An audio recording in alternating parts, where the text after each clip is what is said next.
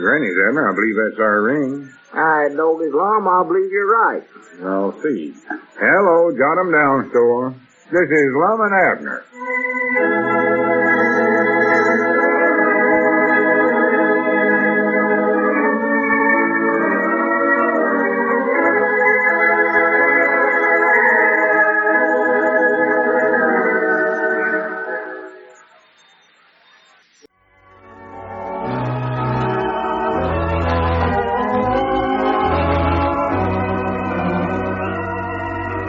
And now let's see what's going on down in Pine Ridge. Well, Abner and Elizabeth's wedding on Saturday turned out to be a colorful event. And following the ceremony, they left on their honeymoon. Or at least Elizabeth did. Abner was scheduled to follow her the next day. Now, as we look in on the little community today, we find Dick Huddleston in the Jot 'em Down store talking to Lum. Listen. Well, it's just a shame that I had to be out of town at a time like that. I certainly hate to miss Abner's wedding. Oh, yeah, you sure missed a big to-do, all right, Dick. Everybody in town was there, I think. Yeah, well, what was the reason for him to get married again anyway, Lum? Well, I reckon it was part my fault, Dick. Your fault? Yeah, you seen that letter Abner got from them lawyers in St. Louis telling him he was going to inherit $100,000. Yeah, I saw that before I left. Well, you know it said in there that he had to prove he was the right Abner Peabody and that he's married. And he had to have a notary public sign it. Yeah, I saw that. Well, he'd lost his marriage license and never had no proof. We finally decided the best thing for him to do was for him and Elizabeth to get married again. Well, that wasn't necessary, Lum. I know it now, but by that time, Elizabeth had her head set on this wedding, so there weren't nothing to do but go ahead and have it. She'd done bought a new wedding dress and dresses for everybody in the wedding and sent out invites and everything else. Yeah, well, I just wished I'd been here. I'd love to have seen that. Oh, it was a affair of class. Must have been. They had a preacher from the county seat out to perform the ceremony and had the church all decorated up with flowers and American flags and all that stuff. Well, I bound you that wedding cost Abner $300 if it cost him a nickel. Oh, for goodness sake. Of course, they got part of it back. I think everybody that got an invite give him a wedding present of some kind. They got 4 chafing dishes. 4 of them, huh? Yeah. And Abner ain't shaved himself in years. Always gets shaved down there at the barber shop. Well, you don't use a chafing dish to shave with, Lum. Well, what are they for then? Well, they're to cook in. Well, somebody better tell Abner then, for that's what he's aiming on doing with them. Yeah, he don't know nothing about such as that. He ain't country. You know, it's got that little burner underneath there, and he figured that was so the fellow could heat water in them. No, you cook in them. Cook in them? Yeah. Well, they got enough to cook a whole meal with then, I'll say that for them. You say they went to Hot Springs on their honeymoon, huh? Yeah, Elizabeth left right after the wedding Saturday, and Abner went down there with Cedric on Sunday to pick her up. Elizabeth went in the bus. Oh, Abner went down the next day. That's the funniest honeymoon I ever heard of. Well, this whole thing's outdoing this thing I ever heard of. I just can't believe it, Dick. He'll be the richest man in the county. Think of it. Sure, of course he will. I bet there are very few people in this whole section of the state that could produce $100,000 cash. That lucky little varmint. Granny's Pine Ridge ain't going to be big enough to hold him. He's already talking about spending his winters in Florida or California and all such stuff as that. Well, it's certainly nice, Lum. They've never had anything to speak of before, you know, and it's just nice that somebody like that's getting it. Yeah, if it don't spoil him. That's all I'm feared of. Oh. Abner can't stand prosperity's too good. He never could. Keep him broke or with just a little money, and he's as nice a fellow as you ever want to meet. But I don't know. $100,000 is an awful lot of dollars. Well, I just hope he doesn't let somebody beat him out of it. He should invest it some way so that he can just get so much each month. That'd be the wise thing. Why, sure, he could live like a king here in Pine Ridge, just off in the interest. Oh, sure. But you know how that little smart aleck is. Just loves to show off. Found he'd be throwing that money around like a crazy man. Well, let's hope not. I think he ought to have himself a business manager, somebody to sort of look after his investments and all. Handle his money for him. Yeah, if he could get somebody he could trust. That's what I mean. Somebody to look after his interests that'd be honest with him. Yeah, if he could find somebody like that, why, it'd be money well spent, all right. Well, that's what I've been thinking. I've sort of got a feller in mind for the job. Wish you'd talk to Abner about it, Dick. Explain how I need somebody. Yeah, sure, I'll talk to him. You know, I think I know a fella in at the county seat there that might make him a good man. Well, I don't think you ought to go outside of Pine Ridge to hire somebody. You ought to get somebody you know who's got confidence in. Well, I don't know if anybody around here has had any experience handling that amount of money, Lum. Nobody with exceptional business judgment, so to speak. Well, there might be some fella that's got the business judgment, all right, just never had enough money to try it out on. Now, this part I had in mind. Now, there's Squire Skimp. He's a good promoter, but I don't think... Oh, for pity's sake, he ain't the one I'm thinking about. He'd be the worst one human in the world for a job like that. Again, he gets his hands on anybody else's money, it's just as good as gone. He can usually think of a way to keep it for himself, all right. Well, I'll tell you who I think would make a good business manager. Wait a minute. There's Abner out there in the house. See him? Oh, yeah, it sure is. He must have just got back. He's still wearing his wedding suit. Is that a new suit he bought for the wedding? Yeah, Elizabeth picked it out for him. Now, ain't she a sight? By Jacks, he's dressed up all right, I'll say that for him. Oh, he's so dressed up, he's downright uncomfortable. Well, Abner, old boy, welcome home. Yeah, hello, Abner. Come in. Yeah, howdy, fellers, howdy. When'd you get back? Just a while ago, got in. We was later getting in than we expected to be. You know that car of Cedric. Oh, Lord, yes. You was lucky to get back in that thing at all. Oh, we had an awful time getting that last puncture fixed just outside of town here. Oh, did you have a flat tire? Did we have a flat tire? We had a dozen. That's the reason we had so much trouble with the last one. Cedric must have left the jack on the road when he fixed it next to the last blowout, so Elizabeth had to hold the car up for him while he fixed the tire. Elizabeth did. And hot, I thought I was going to faint. I had to stand there and fan Elizabeth the whole time. Doggies, I thought that Cedric never would get that tire fixed so she could put that car down. My poor arms were just so tired from fanning her, I thought they was going to drop off. Well, I surely am proud of you, Abner. That was mighty thoughty of you to wear yourself out like that while Elizabeth held the car up. Well, it was her honeymoon, you know. Oh, for pity's sake. Abner, I'm just awful sorry I had to miss out on your wedding. Oh, so am I, Dick. It sure was a dandy, wasn't it, Lum? Yeah, I was just telling Dick about it. Well, did you have a nice time in Hot Springs? Oh, my, yes. Elizabeth put up at the best hotel over there. First one she was ever in, too. She sat there in the lobby all day with her shoes all, cooling her feet on that marble floor. She just loved that thing there. You didn't run into Otho Osmond over there at Hot Springs, did you? Yeah, I seen him there. Yeah, seen him Runs a feed store over there. Yeah, I was by there. He's from the county seat, you know. Yeah, I know, sure. I've known him for years. Him and Susie, sure. Moved to Fort Smith and then went over to Hot Springs. Yeah. Well, sir, that's a town now, I'll tell you that. Oh. Me and Elizabeth, we sort of put on the dog, if I do say so myself. I'll bet. Oh, we done it up, Brown. I hate to brag on us, but when we stepped out through that lobby, everybody turned around and looked at us. Yeah, I'm sure they did. They could tell we was somebody come to town. Wait a minute, I'll get some pictures here we had took. We never missed nothing, seen it all. Look at there. Let's see. For the land's sakes. Abner, you little idiot, you never drove that airplane, did you? Let me see it, Lum. Oh, Lord, no.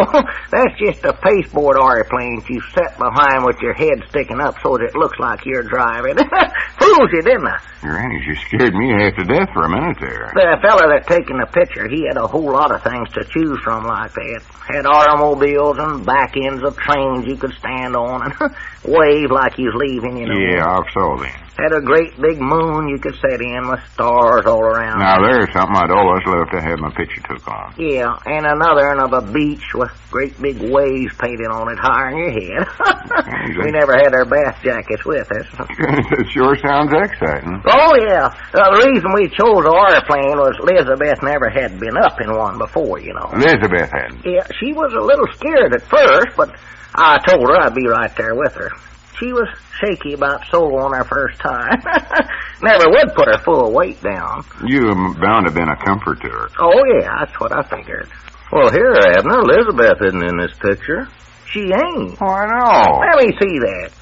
Well, I'll be dead blamed. She must have jumped out of that thing just as he snapped For it. goodness sakes, you ain't a caution. Well, Abner, I'm just glad you and Elizabeth had a nice trip, even if she didn't get to take her Hey, airplane everybody. ride. Hey, I got an important letter here for you, Mr. Abner. Oh, well, howdy, Oh, Cedric. stop talking, let me talk. Yeah, here. Reckon who that's from. I don't know, but Miss Huddleston said I ought to bring it over to you because it looked important. Here, Lum, see who it's from. I ain't got my spectacles with me. Elizabeth said I oughtn't to be wearing them on my honeymoon. Why, it's from that lawyer firm in St. Louis. Must be some more about that $100,000. Well, good. What $100,000, Mr. Abner? Well, ain't you here? Wait a minute, you ain't supposed to tell that. Oh. Cedric, you just forget what you heard and run on back to the feed room while I read this. I'll call you as quick as I'm done. Yes, Mom. I don't know what you're talking about, but I'll try to recollect to forget it. All right.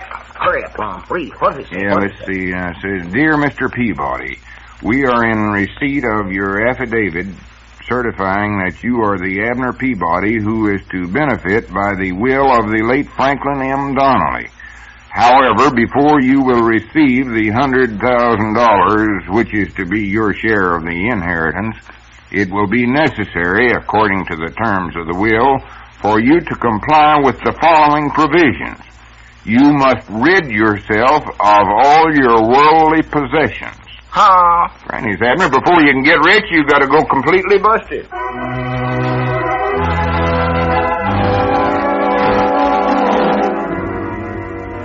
Well, what kind of a strange request is this? Can there be some catch to it? Better be careful, Abner.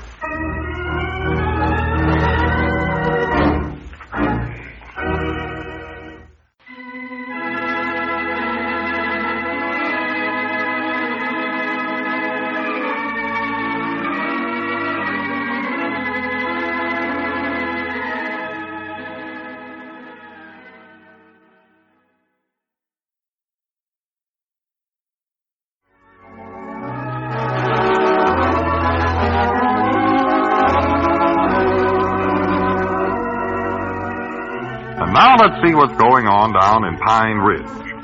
Well, Abner is still trying to understand the terms of the will of the late Mr. Donnelly. And as we look in on the little community today, we find Abner in the Jot 'em Down store discussing the matter with Lum. Listen.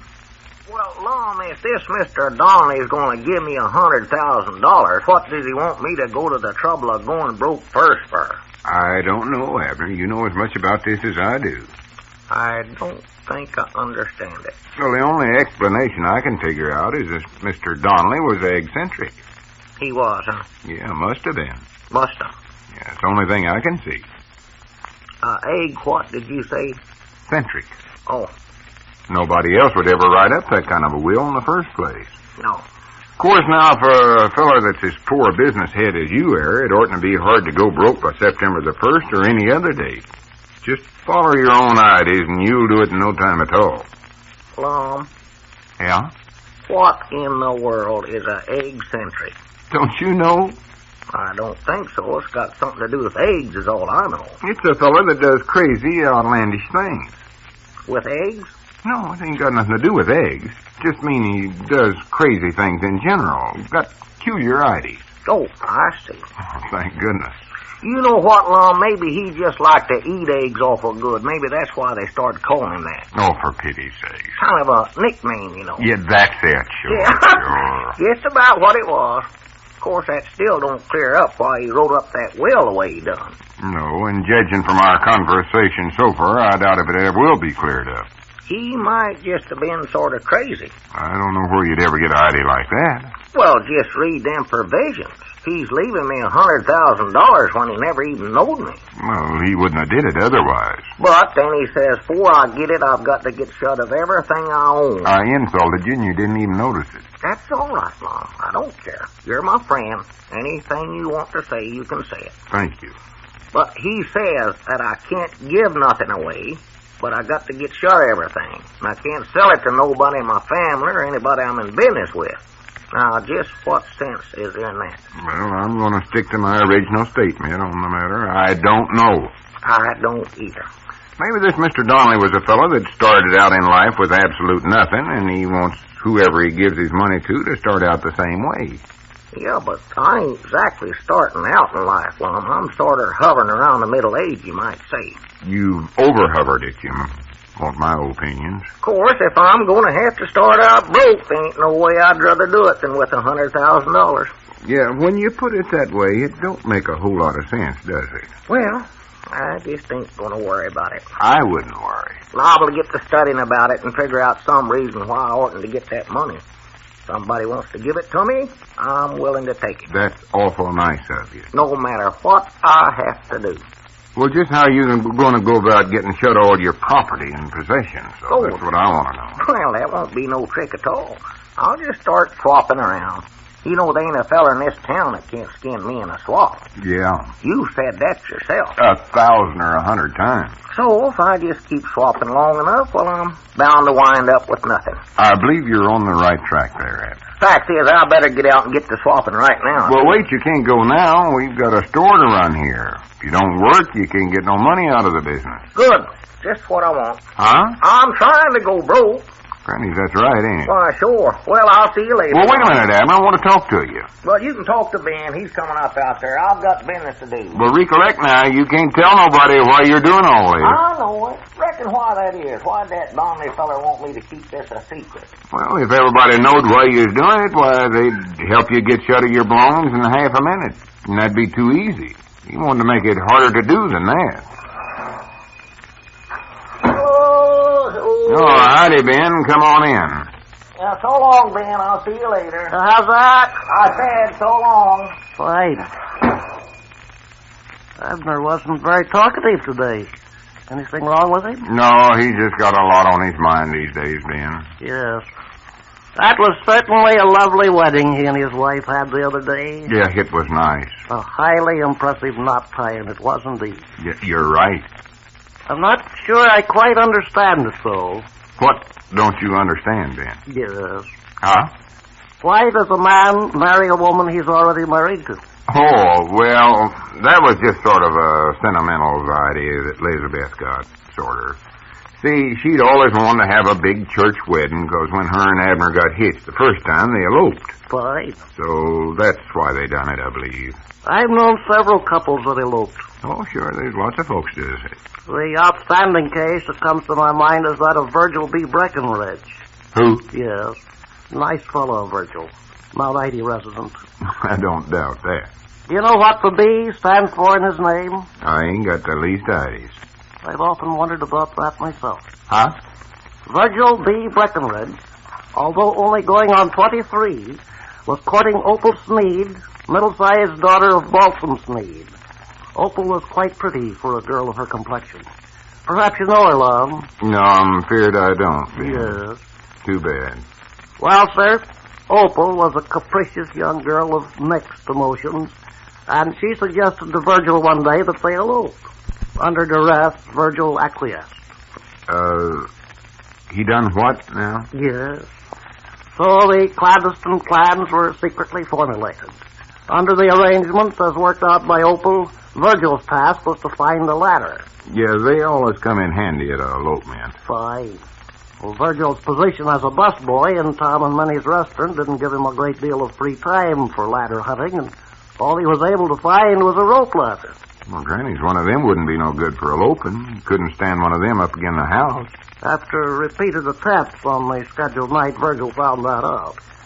So there was nothing to do but go in through the house and upstairs and hook the rope ladder on the windowsill. Yeah, that ought to work. On the way through the house, Virgil exchanged pleasantries with Mr. Sneed. Was Mr. Sneed friendly to Virgil? Oh, yes. As a matter of fact, Virgil dropped the rope ladder in the parlor, and Mr. Sneed picked it up and handed it back to him. Somehow or other, this don't sound like much of an elopement to me. Yes.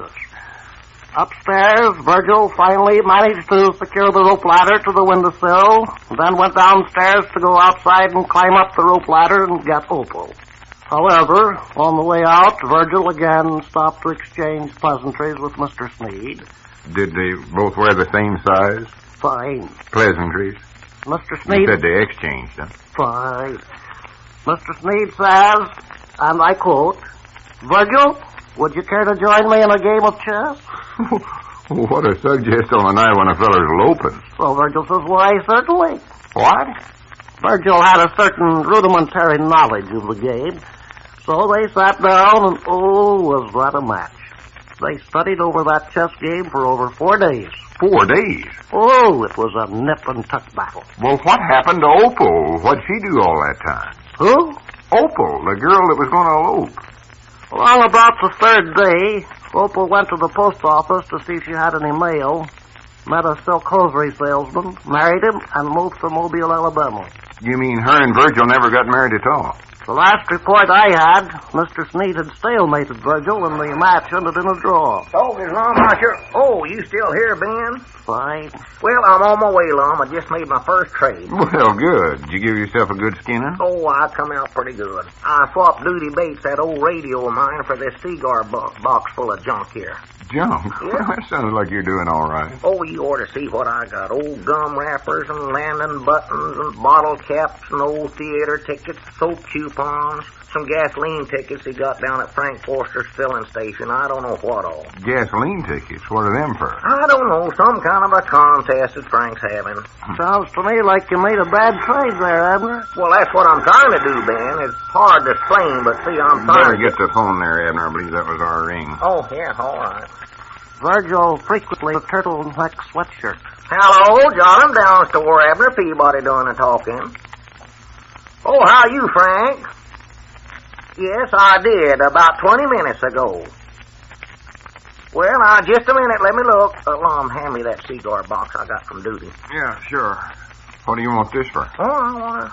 Where are them things at now? Oh, yeah, here. Hello, Frank. What do you want me to look at now? Yeah, that's right. Number 04789. Huh? Oh, my goodness, I lied. What's the matter, Told me Abner? there's the worst news I've ever had. Well, what's wrong? Frank Foster said I've just won a console radio and phonograph.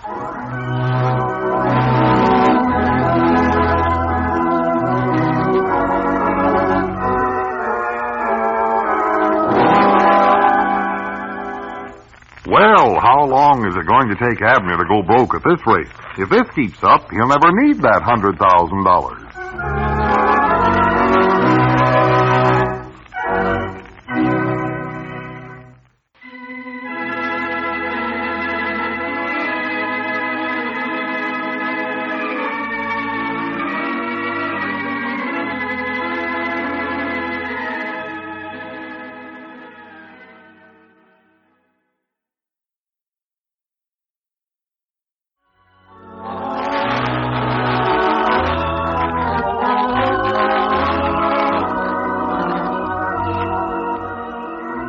And now let's see what's going on down in Pine Ridge.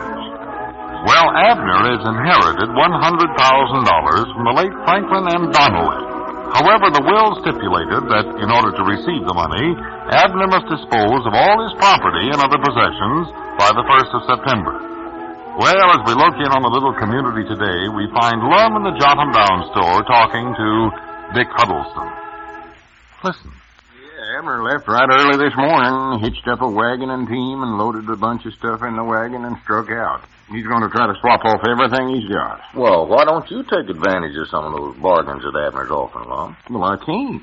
The terms of the will says he can't sell it to none of his relatives or business associates. Well, see, that's a strange request, isn't it? Making a fella get rid of everything he has before he can get that money. Well, I guess old man Donnelly just wanted to be sure that whoever was getting the money was needing it. Yeah, but it seems pretty ridiculous to me, Lum, for a man to ask someone to get rid of everything he's got just to get more. Like asking somebody to throw down one handful of money and pick up another one. Yeah, it does seem kind of funny. Oh, I don't see much sense to a request like that. But if that's the way old man Donnelly wanted it, why, that's the way it's got to be, I guess. Well, like I told Abner, he could have put something in there that'd be a whole lot harder to do than that. It wouldn't be much trouble for a fella to go broke when he deliver tries to. Hard enough for me to keep him going broke when I'm trying my best not to. That's just what I told Abner this morning. Or that's what I told him about me, not you. I've got an idea he's already got shut of most everything he started out with this morning. Why, yes, if he's offering to trade the way you said he is, well, he probably has. Well, he is. I told him, I said, just trade for anything they've got, just so you get skinned on the deal. Well, sir, I've heard of a lot of crazy things in my life, but this has got anything beat I ever heard of. Yeah, it does sound sort of foolish, all right. But if he's got to get shut of everything by the 1st of September, he's got to start swapping right away. He can't give nothing away, you know. No, I know that. He's got some money. I don't know how he's going to get shut of that. No, well... Wait a minute, I believe that's our ring, Dick. Oh, yeah, go ahead. Go ahead and answer. Just wish I had a chance to spend all I wanted to and not have to worry about where I got my money's worth or not. It would be nice, all right. Hello, John Down store. Lum and Abner's doing the talking. Who? Oh, howdy, Emmett. No, he ain't here. Yeah, he ought to been back long ago. Tell him what? Uh-huh. Yeah, all right, Emmett, I'll tell him. Yeah, all right. Goodbye. Abner must have had a deal with Emmett Goshen. Called up to say he decided not to swap. Said the deal's off. Well, Old trouble, I reckon. Abner more likely forgets what he was doing and try to get the best of the trade. yeah, that's one thing you'll have to watch, all right. Unless he tries to get beat when he trades, why, he never will get rid of what he has. Wait a minute, there he comes now. Look out there. Yeah. By Jack, he's afoot, too, Lum. Well, I reckon he must have swapped off everything he had all right. Well, I didn't think he'd have much trouble trading the way he was going at it. Well, that's fine, because he had a big load of stuff when he left. At this rate, it won't take him 2 days to get shut of everything. No, it shouldn't. Now, he's been having the time of his life, too, doing all that trading, the way he loves to swap. Well, come on in, Abner. Yeah, well, howdy, man. How'd you do? Howdy do, I said. I say, how did you do? Oh. Did you get shut of everything? No, I dog it, I'll tell you, this is the hardest bunch of fellers to deal with around this town I ever seen in my life. Couldn't you trade with anybody, Abner? No, that blame it, nobody. Well, we seen you coming up afoot there. We figured you'd got shut of everything. No, ain't got shut of nothing, except the wagon and a turning plow. I just taken everything back to the place and told Elizabeth to unload the wagon till Emmett Goshen come after it. Emmett Goshen? Yeah, pan the wagon off on Emmett. And I think I can slip some of that stuff back in there without him noticing it. Well, I hate to disappoint you, Abner, but I don't think Emmett's going to trade. Don't think he's going to trade. No, I don't know what the deal was, but he called up a while ago and said to tell you the deal's all off. All off? That's what he said. Doggies, now I've got the wagon back. Well, I know one thing. I got shut of the turning plow because I left it over at old man Johnson's. What'd you get for the turning plow? I traded for an incubator. An incubator? Yeah, it's a dandy, too. Well, Abner, an incubator's worth more than a turning plow, isn't it? Why, sure it is. Well, Abner, you crazy idiot. I told you to try to let the other fella get the best of these deals. No wonder you ain't been able to swap none. Lum, I tried to. That's the only way he'd trade. Huh? You ought to just try it. The minute I try to give them the best of a deal, they start shying off from it. Well, that's human nature, all right. Well, don't look like you're getting off to a very good start, Abner. I never worked so hard in my life as I have today. I could have made some awful good deals. You know what? Eugene Blevins offered to swap me that rubber-tarred Surrey here for that old spring wagon of mine. Well, Granny's, that's a good deal. That Surrey's worth a heap more than that wagon. I know it. That's the reason I turned him down. Nearly broke my heart. Huh? You better forget yourself. He ain't careful, don't he? Oh, yes, just backwards from the way you ordinarily try to trade. You know, 2 or 3 of them varmints asked me if that stuff was hot. It was hot. They want to know if it was stove. Oh, for goodness sake. Oh, well, Abner, you know they couldn't have thought that. Well, I reckon a feller would get sort of suspicious. Don't sound right for a feller to deliver try to beat himself. Well, maybe you'd do better just selling the stuff cheap, Abner. Well, only trouble, what would I do with the money? Have to buy something back with it. Then I'd have to try to get shut of that. Yeah, that's right. Oh, I'll tell you, man, you just don't know how hard this is. This is the worst mixed-up one kettle of fish I ever been in my life. Wait a minute. I believe I'm getting an idea. Yes, sir, I believe it'll work. Oh, what'll work, Lum? That letter just says that you can't give nothing away or throw nothing away, don't it? Yeah. Well, what's the reason you couldn't sell everything you've got and get it into cash money and then change the money into $5 bills and sell them for $1 apiece? Well, yeah, that'd sure get rid of it, all right. You mean sell a $5 bill for $1? Yeah. Oh, no, Lum, I couldn't bring myself to do that. No, sir, I just couldn't do it. Well, you don't care how bad you get beat just so you get shut of it. No, yeah, doggy, that's right, ain't it? Wait a minute, that's our ring, I think. Oh, if that's Emmett Goshen changed his mind again, tell him I'll bring the wagon right over to him. Yeah. Hello, John Down store. Yes, Mom, he's here. You want to talk to him? Oh. Yes, Mom. All right, I'll tell him. Yes, Mom. All right. Goodbye. Miss Huddleston said the truck from the wholesale house is over there with the stuff you ordered, Dick. Oh, well, all right. I better get on over there then. Yeah. Well, I'll see you fellas later. You're glad you come over, Dick? Yeah, so long, Dick. Yes, sir. I believe that's Idy's a gooder, Abner, selling them $5 bills for $1. Well, yeah, Lord me, yes. I oughtn't to have no trouble getting shut of them at that. People ain't that crazy, I know. Of course not. Wished I could buy some of them. Well, you can't do it, though, 'cause you're in partners here with me. Yeah, couldn't we unsolve partnerships so I could buy some of them from you? Well, I don't know. Reckon it'd be legal? I don't know.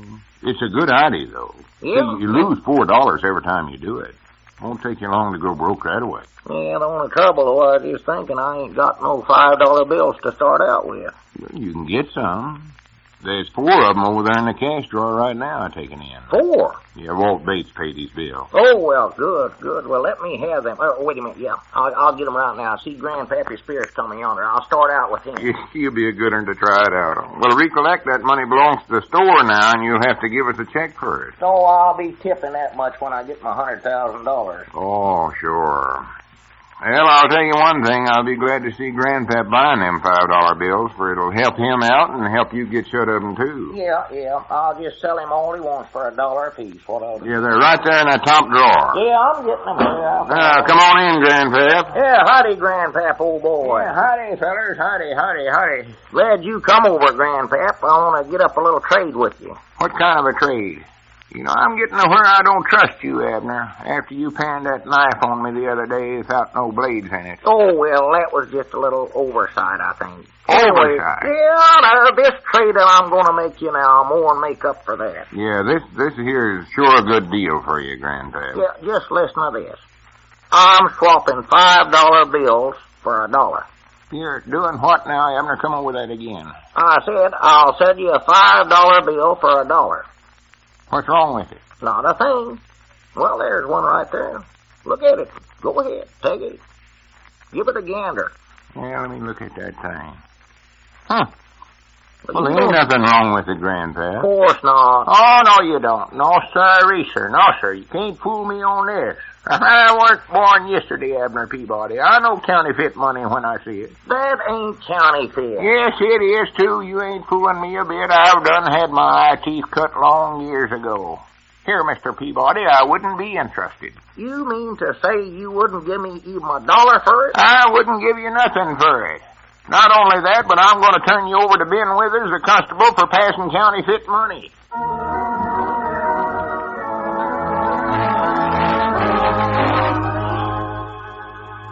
Well, now, just how do you go about selling $5 bills for one? If Abner figures it out, I'd like to do business with him.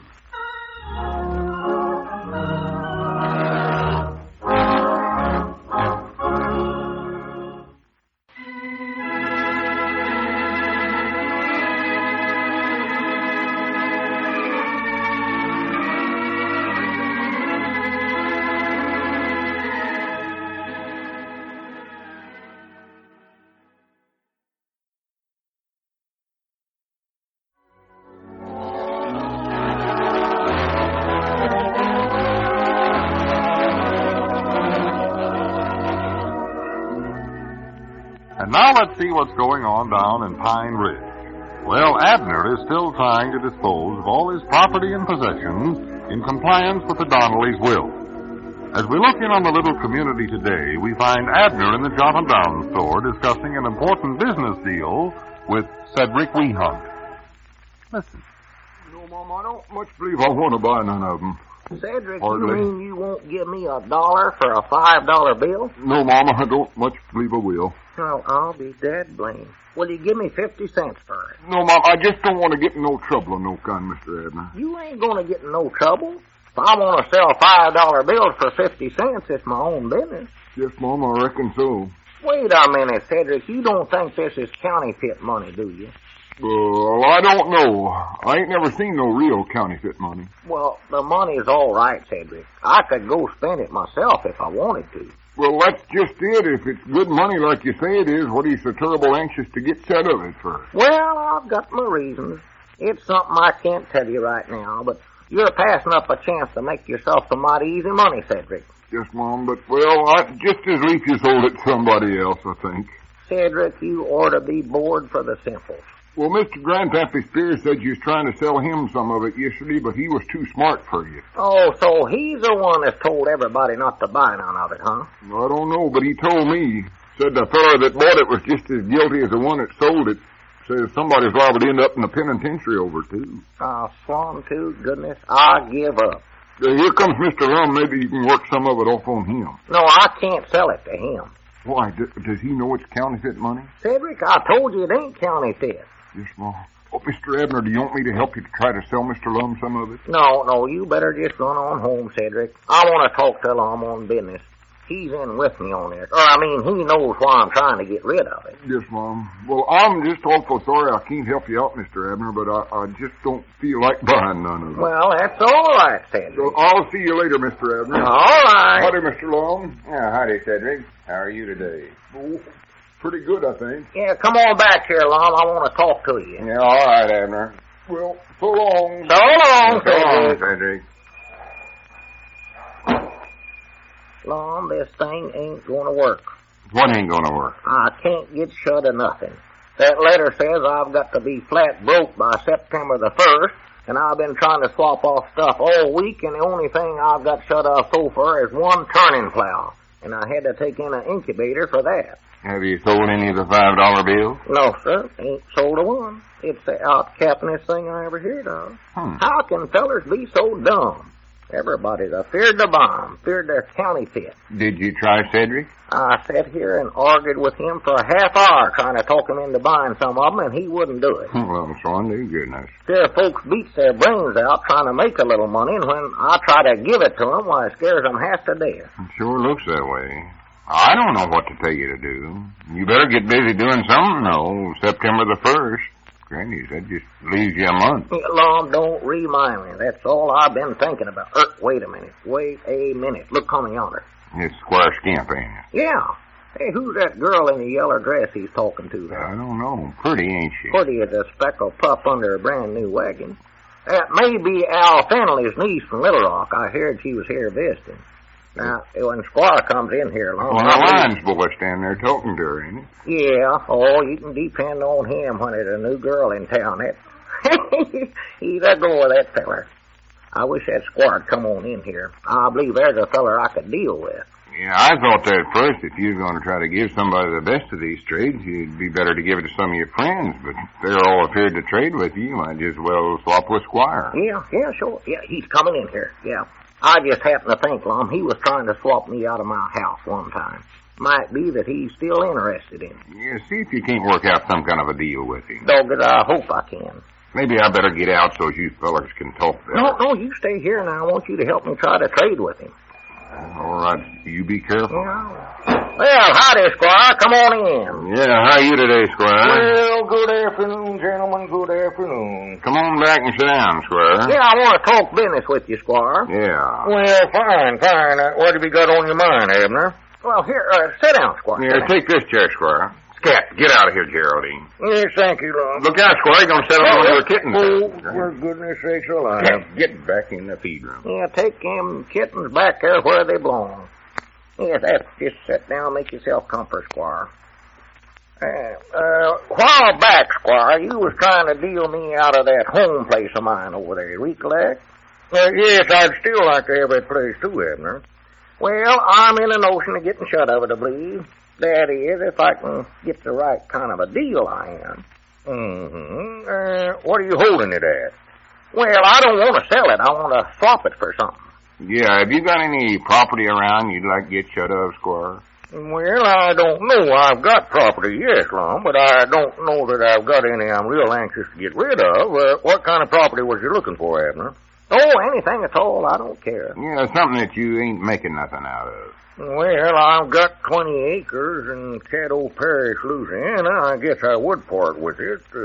While it isn't bringing me in any income right now, it could be made very productive. Well, that don't sound like what I want, then. No, you say it could be made very productive, huh? Yes, properly handled, that piece of property ought to make a man a lot of money. Well, that's what I'd have feared of. What else have you got? Well, now, I'll tell you something you might be interested in, Abner. I've got a building in there at the county seat I would trade. A building? Yes, Lum, it sits there on the left of the road just as you drive into town. A two-story frame building. I know you've seen it. Left of the road? Yeah, I think I know where it's at. It stands there by itself, vacant. Well, yes, it's vacant now, Abner. It could be rented, though. That building could be bringing in, $150 a month without any trouble at all. Oh, well, that won't do then. Oh. Well, now, just a minute. I might be a little too conservative, prone to be that way. You could probably get more than that for it. Well, that's worse than ever.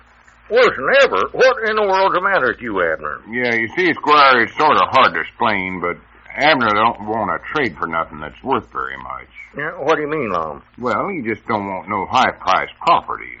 Too hard to get shut of. Well, now, Abner, if you think I'm going to give you a lot of boots, you're wrong. I haven't got the cash. He don't want no boots. If that building you was talking about was worth about half what you say it is, I'd say for Abner to trade. Half or what? Great Scott, Lum, I don't understand this at all. Well, natural you wouldn't, Squire, but Abner's trying to trade his place for as sorry a piece of property as he can get for it. And don't ask us why. He just is, and that's that. Mm-hmm. Well, now that you mention it, Lum, that building might be all right for Abner after all. Not if it rent for $200 a month, it wouldn't. Well, you know, I might have exaggerated that a little. I suppose we're all prone to do that now and then, you know. You know, I told you it sets way out there by itself. Chances are you'd never have an opportunity to rent it to anybody. Well, good. You know, men, that was the worst skinning I ever got in my life when I traded for that thing. It was, huh? Oh, you bet it was, and that is the truth. I haven't been able to sell that thing at any price at all. Just too far out of the way. Yeah, it's out of the way if it's the place I'm thinking about.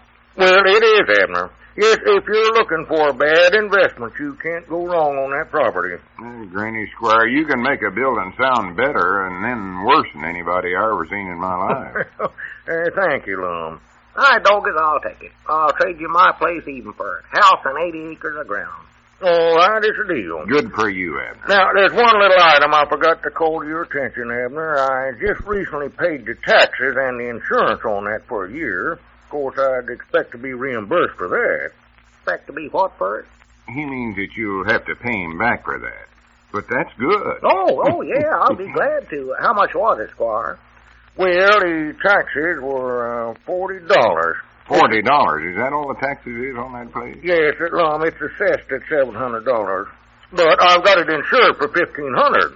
Now, that's $55 a year, I believe that cost me. That'd be $95 altogether.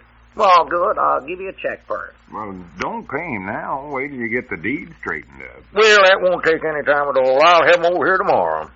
All right, but it's a deal now, Squire. Oh, yeah, it's a trade. Well, you're a witness to this transaction, Lum, and I expect you to go through with the deal too, Abner. Yeah, it's a trade.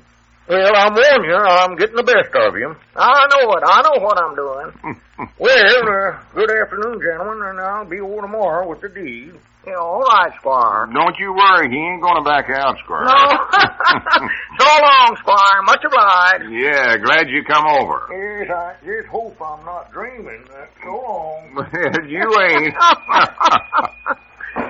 All right, Doggett, I sure put one over on him.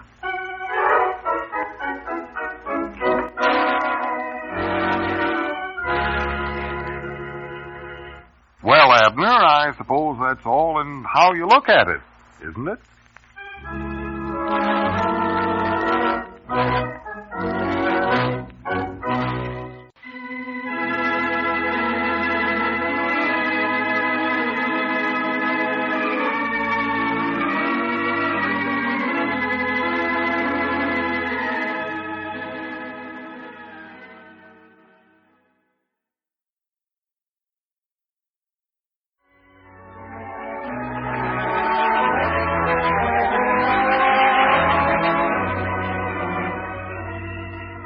Now let's see what's going on down in Pine Ridge.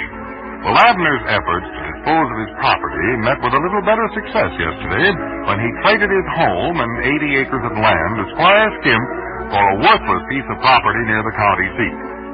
As we look in on the little community today, we find Squire in the John 'em Down store completing the deal. Listen. Well, there you are, Abner. That completes the transaction. Everything signed and sealed. Well, good, Squire. And I'm much obliged to you, too, Abner. Well, Doggett, I'm much obliged to you. Yeah, well, we'll see you later, Squire. Yeah, well, so long, Lum. So long. Well, Abner, you ought to feel pretty good. You made a big step forward there and you wasn't broke. Yeah, I guess so. Well, what's the matter? You don't sound very happy over this. Oh, I'm happy enough. It's just that... Just at what? Well, maybe I made a mistake in selling my place too quick, Lum. Now I don't know where I'm going to live till September the 1st.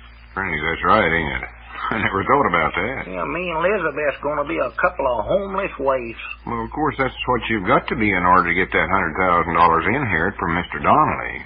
Don't forget you have to be broke by September the 1st or you don't get a cent. Yeah, I know, but I just don't want to go broke too quick. Well, maybe you did trade your place off too fast. I don't know. Of course, on the other hand, I just hate to pass up that deal that Squire was offering me.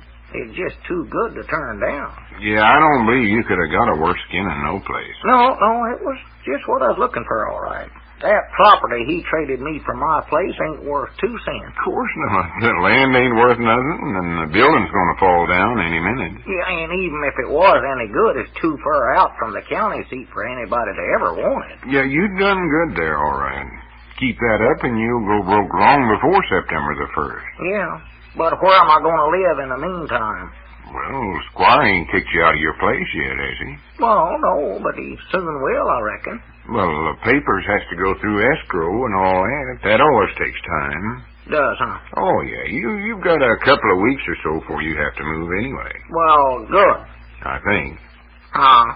Of course, maybe Squire works faster than that. I don't know. Well, no matter how he works, sooner or later I've got to find me a place to live in.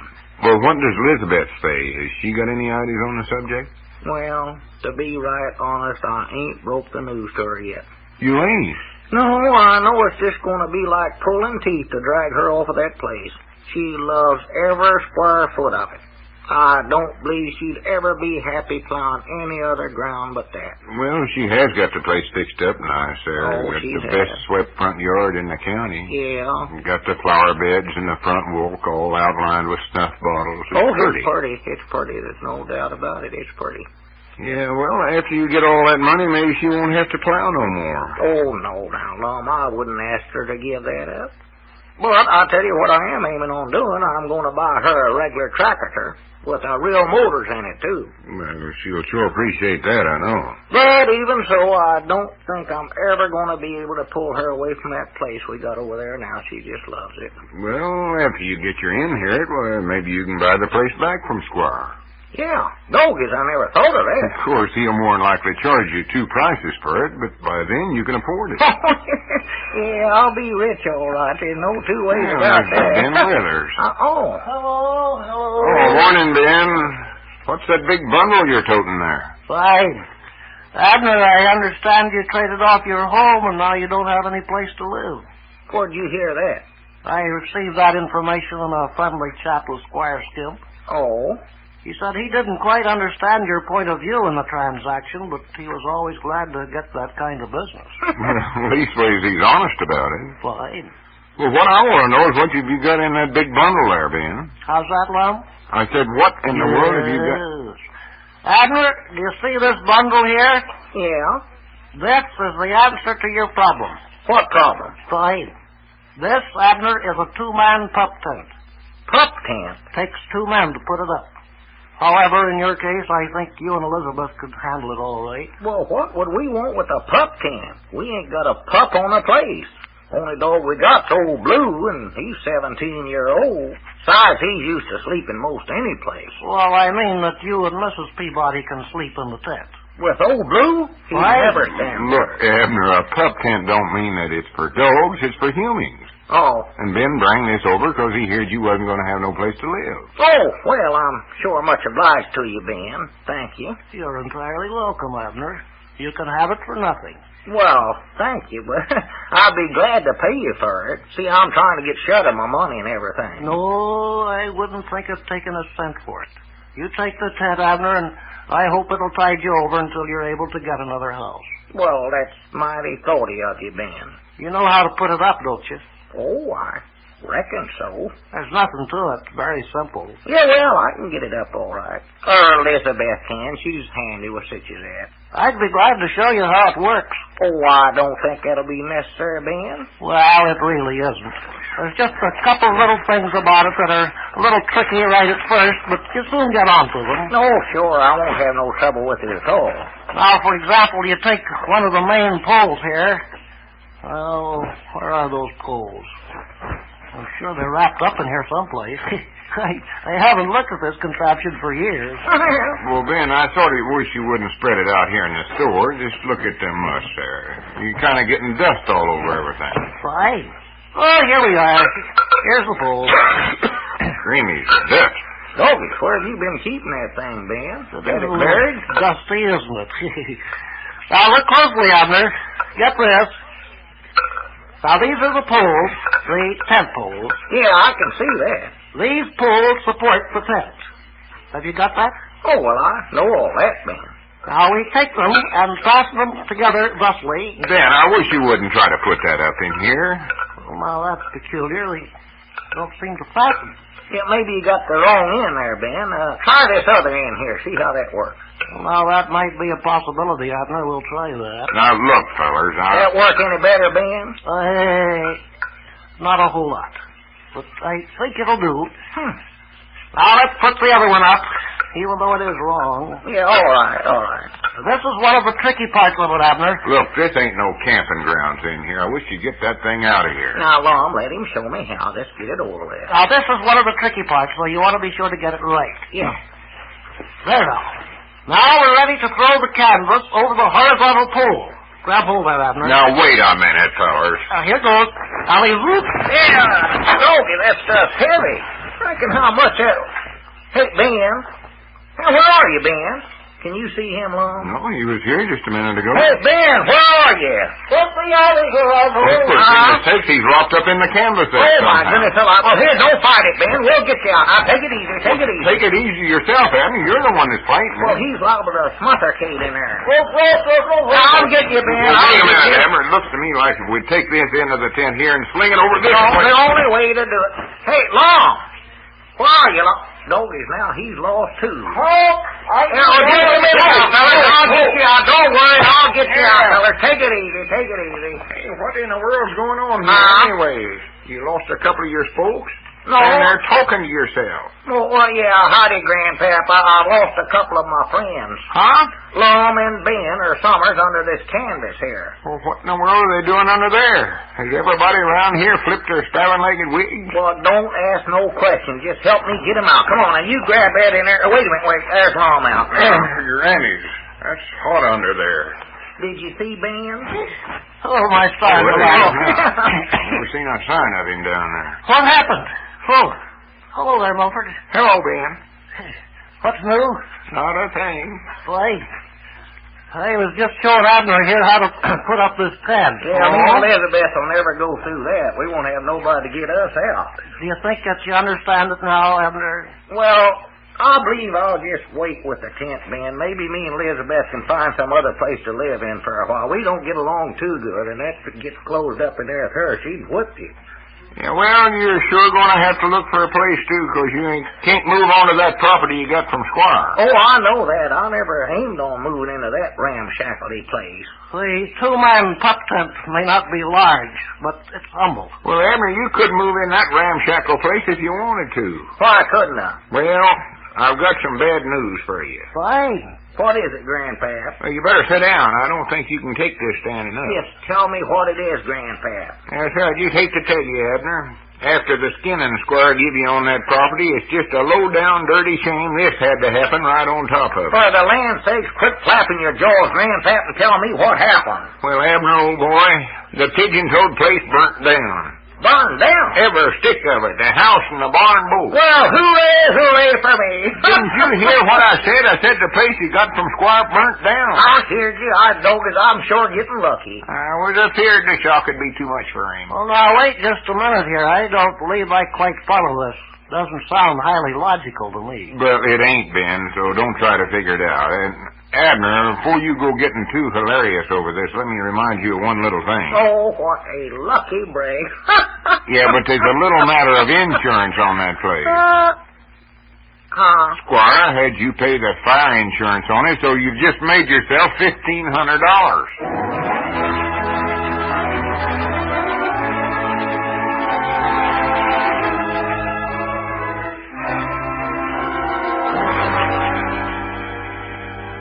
Well, that is a problem. How is Abner ever going to go broke if he keeps on making money?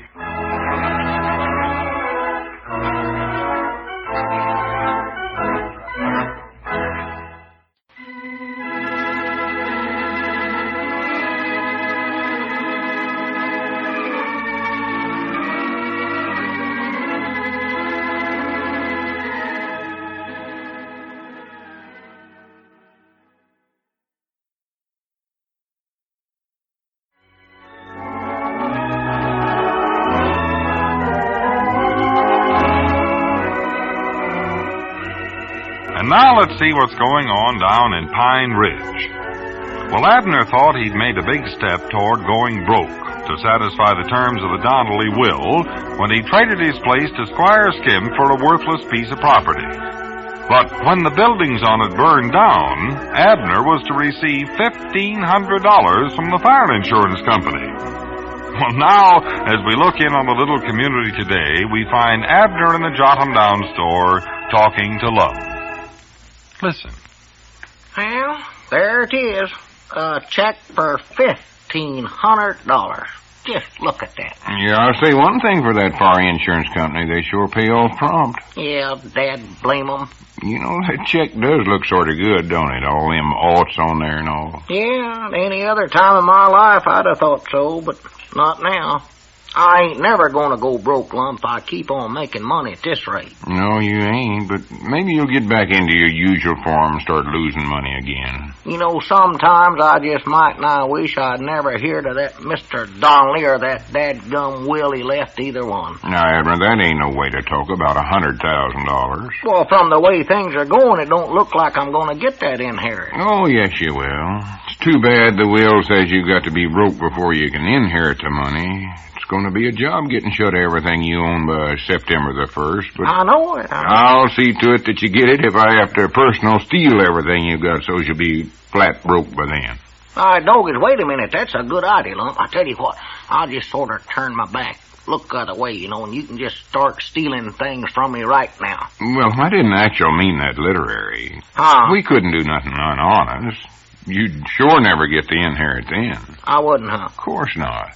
Well, that's too bad, 'cause that's about the best idea we've had so far. Well, don't worry. We'll study up some other things. Don't get so unencouraged. Just look at that check. $1,500. Well, you ain't so bad, though. We'll find a way to get shut of that for you. And even though you still own that land, it's more worthless now than it was before 'cause the building is all burned down on it. Yeah.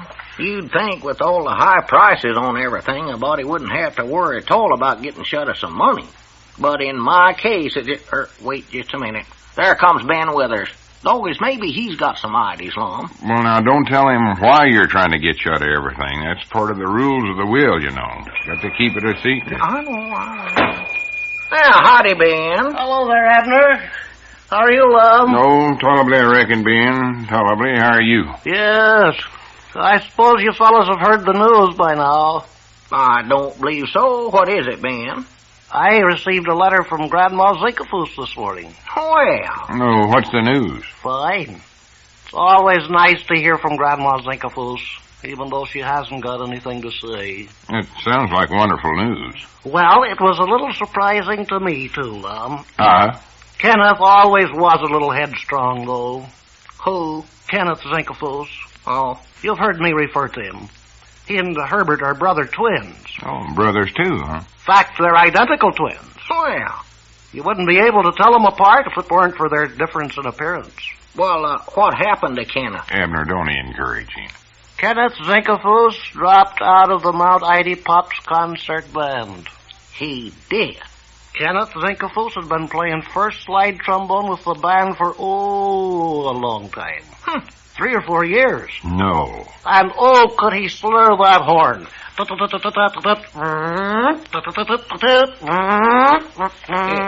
that what a trombone sounds like? Oh, you should hear him. Ben, I wish you'd be more quiet. Some customers is liable to come in here and wonder what's going on. You know, I think believe... we're having a band practice. I believe that Kenneth would be one of the world's greatest trombone players if he could read music. What does he do, play it by ear? No, he just slurs. But, can he do that beautifully. Look, Ben, we get the idea. You don't have to keep doing that. Yes. Well, sir, after all those years, what do they do but get in an outsider? A rank outsider from Odin. That's the worst kind. Run him in as first slide trombonist and shoved Kenneth back to second slide trombonist. No. Well, I don't blame him for dropping out then. Oh, that wasn't when he dropped out. That was about 2 years ago. He strung along with the band until last week. Then the band left for Little Rock to compete in a statewide band contest, and that's when it happened. Oh? They were all on the train, about ready to leave, when the band director asked Kenneth to jump off and run back to the Mount Ida drugstore and buy him a cigar. Kenneth refused because the train was already starting, so then the director pushed him off. Right then and there, Kenneth decided to drop out of the band. High strung, huh? That was a smart move on Kenneth's part, I'd say. You don't know what it might have led to. He might have started shoving him under the wheels next. Fine. Well, I'd better run along and tell Charlie Redfield the news about Kenneth. Charlie don't know Kenneth. Yes. See you later. You're all right, Ben. Come back. No. He's still playing. Someday I'd like to see the Zinkefoos family. Might just make a trip over to Mount Ida someday just to see them. Believe it'd be well worth the trip. Yeah. Doggies, you know I plumb forgot to ask Ben if he had any good ideas how to get shut of that $1,500. Well, it's just as well you did. No telling what track he'd have got off on. Sometimes I wonder... Wait a minute, who's that? I don't know. Oh, it's Grandpappy Spears. Howdy, Grandpap. What are you doing with that sunbonnet on? Oh, that's on account of that dead blame goat as he sea-strunks at my straw caddy, and I had to wear something over my head, so it just slipped on Charity's bonnet. Well, you look sweet enough to kiss. Thank you, Abner. Yes, sir, everything's went wrong, looks like, today. Just found out I owe some taxes on that spaven-legged piece of swampland I own. Oh, that old thing. What do you hang on to that for anyway, Grandpap? It ain't no use to you. Oh, I know it ain't. I know that too well, but I'm stuck with it. Nobody else wants to buy the pigeon-toed thing. Hey, just a minute, Grandpap. Do you want to sell it? Well, I'd give it away if I could. All right, Doggies, I'll just make you a deal. I'll just buy that piece of ground off of you. Oh, don't josh me, Abner. I ain't in no mood for it. Well, I'm serious, Grandpap. I'll pay you a lot of money for it, too. I wouldn't take your money, Abner. I ain't that mean. Why, you are, too. I don't think. No, I ain't. Yes, you are. Well, gentlemen. Howdy, Squire. What can I do for you today? Oh, I guess I need another can of tobacco, Lum. All right, sir. What kind do you want? Please, Grandpap, sell me that land. It's nothing but a swamp, I tell you, Abner. I don't care. I want it. I said, what kind of tobacco do you want, Squire? Yes, tobacco. Any kind, Lum, any kind. Just wasting your breath, Abner, because I won't sell it to you at any price. Now, listen here, Grandpap. I've did lots of favors for you, so it looks to me like you could let me have that your ground. tobacco, Squire. I'll give you $1,500 for it, Grandpap. I told you not to josh me, Abner. What's the idea of dropping that tobacco on the floor, Squire? Tobacco? Yes, sir. Oh, just any kind will do, Lum. Well, I've done give it to you once. It's on the floor there. Yes. Come on, Grandpap. You ain't never going to make a better deal than that in your whole life. No, nothing doing. $1,500. Got a check right here ready to give you. No. I wouldn't sleep nights if I done that. All I've got to do is just endorse a check and it's yours. Squire, do you want that tobacco or don't you? Yes, I do, Lum. Just put it on the book. What in the world would you do with that land if I did sell it to you, Abner? Well, that's my business. Well, I want to know first. I ain't making no deal unless I know what's going on. Well, I've got my reasons. I might drill for oil on it. Oil? Yes, sir. Is there anything else you want, Squire? Just a minute, Lum. Grandpap, this land you and Abner are discussing, is that property down by the river there? Yeah, nothing but a swamp. I want it, Grandpap, and I'll give you $1,500 for it right here and now. Loan me your fountain pen there, Squire, and I'll endorse the check. Can't farm it, you'd bog up your mules. Just a minute now, man. How much land do you have down there, Grandpap? 10 acres. 10-acre swamp's what it is. Not to me, it ain't. Give me that pen, Squire. Well, now, wait just a minute here. What's that you said about oil, Abner? I'm just joshing. But you still want to buy the property, huh? You dad blame right I do. Is it a deal, Grandpap? Well, Abner, I believe you've talked to me. Now, wait, hold on here, man. I've got something to say here. Grandpap, I'll better that offer. I'll make it $1,700. 17? Are you crazy, Squire? All right, 2,000 then. But that's positively as high as I'll go. Not a penny more. Don't try to bargain with me. You'll pay me $2,000 cash for that swamp? Yes, sir, cash money. Now, wait a minute here. You was going to sell that to me, Grandpap. If I was you, Grandpap, I'd take Squire's offer. You ain't going to do no better than that. Wait a minute here, Lum. Whose side are you on? Hush up, Abner. Well, how about it, Grandpap? Is it a deal? Yeah, I reckon so. Dad, blame it. Well, you better come over to my office then, Grandpap, and we'll sign the papers. Come along right now. Yeah, all right. I'll see you fellers later. Yeah.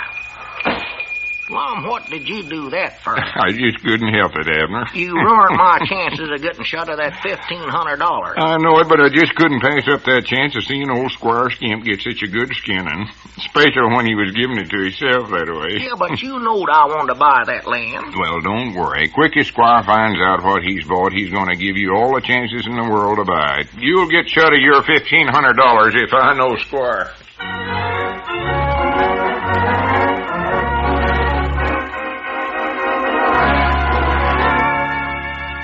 Well, is this the beginning of a big real estate boom in Pine Ridge?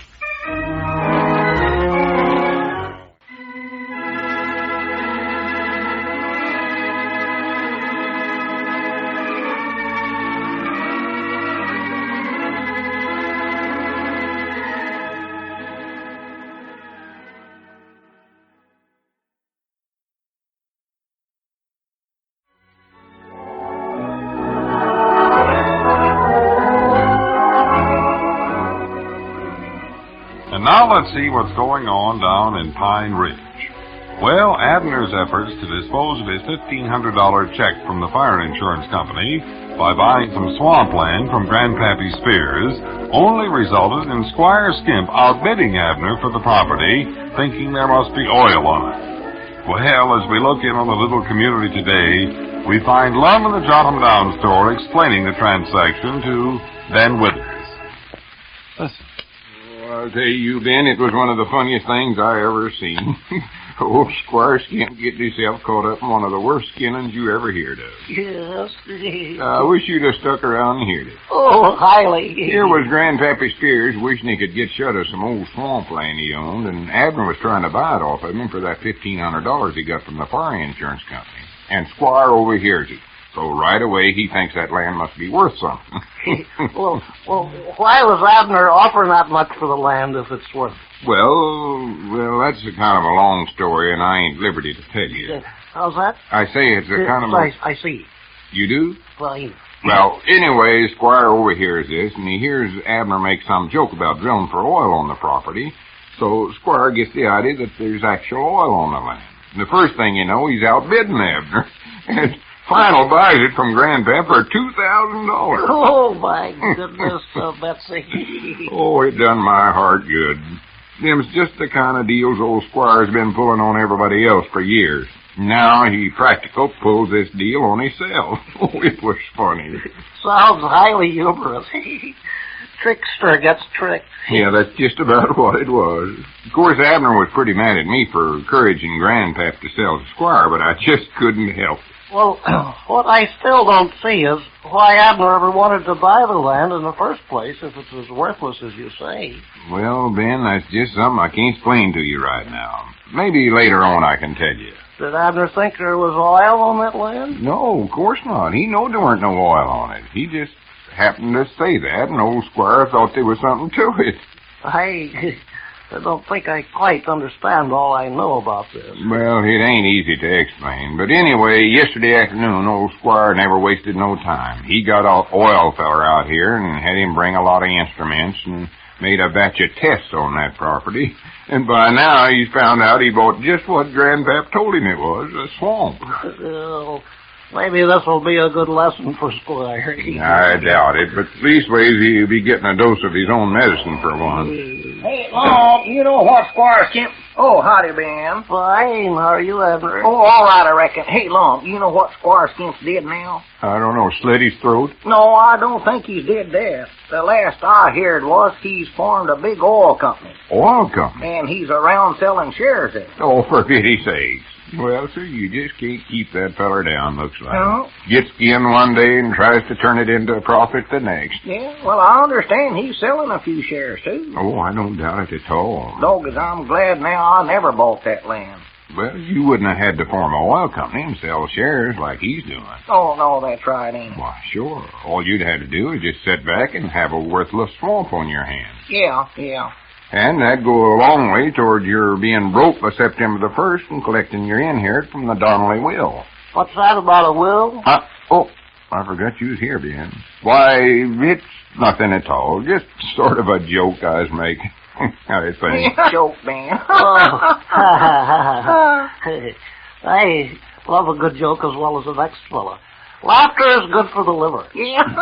Well, our grannies, you got to hand it to old Squire. He don't let nothing get the best of him for long. No, that fella. Wait a minute. Ain't that him coming up out there now? Aye, grannies, it is. Now we'll get all the lowdown on his big oil company. This ought to be rich. Bye. This'll be a good chance to watch the old skinflint work and know just exactly what he's up to. Yeah, this is one time we know what he's going to do. Oh, he'll make it sound like he's actual struck oil down there in that swamp. Sure. Make you think he's getting 3 or 4 barrels a day. Find out, Long Terry's coming. Yeah. I believe I'll sort of play around with him. Well, gentlemen. Howdy, Squire. Come on in. Yes, how are all my good friends on this beautiful sunshiny day? I understand there's a storm heading this way from Mount Ida. There is. Oh, is there? Well, I always say make hay while the sun shines. And speaking of making hay, gentlemen, I'm in a position to let you men in on something that's liable to bring you... Well, I just hate to venture right now to say how much it will bring you. The possibilities are unlimited. Well, sounds interesting, Squire. I'd like to hear more about it. Lum, I'd rather you'd sort of keep this under your hats now. Oh, sure. I want you men to be the first to get in on it. Thank you. As a matter of fact, I feel pretty obligated to Abner here because he was the one that put me on the right track. If it hadn't been for him, I never would have found out about the rich oil deposits in that swampland. Oh, is the oil there? Oh, barrels of it. Barrels and barrels and barrels. Well, Abner, I feel a little bad about buying that land right out from under you, and that's why I want to give you the first chance to get in on the ground floor. Oh, you oughtn't to feel that way, Squire. Well, I do, Abner. It's just my nature. yeah, just what kind of a deal is this you're letting Abner in on the ground floor of? Well, based on some extensive oil tests that I had made of that land, I have formed an oil company and plan to start drilling just as soon as we get fully organized. I see. Yes. Already, a few rumors have leaked out concerning this property, and I've been approached by several of the biggest oil companies in the country wanting to make a deal with me. But I believe in the long run, we can make a lot more money out of it if we hang on to it ourselves. If we hang on to it? We stockholders, Lum. How many shares you want, Abner? I'm going to give you the first crack at this now. Well, what do you suggest, Lum? Well, of course, I don't know a whole lot about the oil business. Leastways, not like Squire does, but I've got to admit it sounds like an awful good deal to me. Oh, yes, indeed, yes. About how much would you say Abner ought to put into this deal, Squire? Well, that's pretty much up to Abner, Lum. Of course, now, the more he puts in, the more he stands to make later on, you know. Yeah, well, what would you say would be a good round figure? Oh, I don't know. Well, say somewhere in the neighborhood of $1,500 would make a good investment. Well, now, that's cuter. That's just the amount of that fire insurance check he got. Yes, I know. It is. Well, what do you know about that? This is a coincidence, isn't it?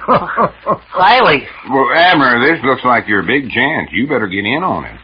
Where's that check? Well, I don't believe I'll go in on it after all. Why, you crazy idiot. You'll never have another chance like this. No, once I put the stock on the open market, the shares will go like hotcakes. Endorse the check and give it to him. No, I ain't going to do it, no. Well, if that don't beat the bugs of fighting. Squire, will you excuse me and Abner for a minute? I want to have a little talk with him. Well, yes, indeed. Go right ahead, Lum. No, come on, Abner. We go back in the feed room. Well, Ben, old boy, I suppose you got a few dollars you've been saving up, waiting for just the right thing to come along. Why, this puts me in mind of the time that Clarence Fictional decided to dabble in the oil game. Get in here, Abner, and tell me just what's wrong with you. That deal of Squire's is just what you're looking for. I know it sounds like it, Lum, but... But what? You want to get shut of that $1,500, don't you? I've got to if I ever expect to inherit that money. That's right. You've got to be broke by September the 1st. Sure. All right, then. Investing it with Squire is just the same as throwing it away. You lose every cent of it as fast as you won't know what happened. Yeah, I know, but... It's the worst one flying by night deal I ever heard of. Yeah, but, Lum, you know how my luck's been running lately. What do you mean? Well, every time I try to get shut or something, it always turns out I get something worth 6 times as much in return. Well, that has happened a couple of times, yeah, but... So I know good and well what'll happen here. Quick as I put my money in that company, he'll strike oil just short of the world. Oh, that's impossible, that old Swampland. Well, there could be oil there, now couldn't it? Oh, maybe. I doubt it, though. Well, it would be if I got into it. That is, I wonder if there could be. Or no, that's ridiculous. Well, it would be with my luck. Well, maybe you can just put half your money in it. No, even half liable to make a millionaires out of me once that oil starts rolling in there. Yeah, it wouldn't take a whole lot, I don't reckon. No, I just don't dare go into it, Lum. Well, I don't know as I blame you a whole lot, Abner. Tell you what, you wait here and I'll tell Squire you ain't interested. Yeah, you tell him, Lum. You can study up some good reason. Yeah, I'll take care of it for you. Right when where Clarence Fictional nonchalantly replaced his toupee, opened up another pint of oil. Ben, I think I'd better be going. Hurled it to his partner, and to this day, Clarence Fictional has never put another drop of oil in his automobile. Wait a minute, Squire, don't go. What did you decide, Lum? Why, I don't believe Abner's going in on that deal after all, Squire. He isn't. No, but, Squire. Yes? I've got a couple of $100 saved up. Reckon you could cut me in for a few shares?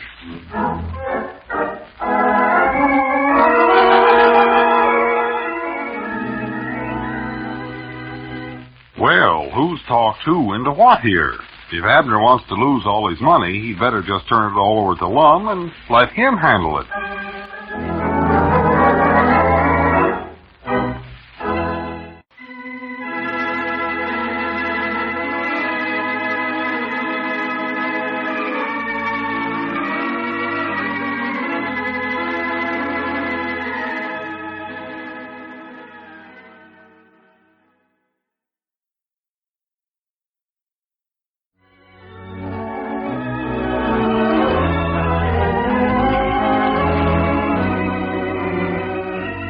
Now let's see what's going on down in Pine Ridge.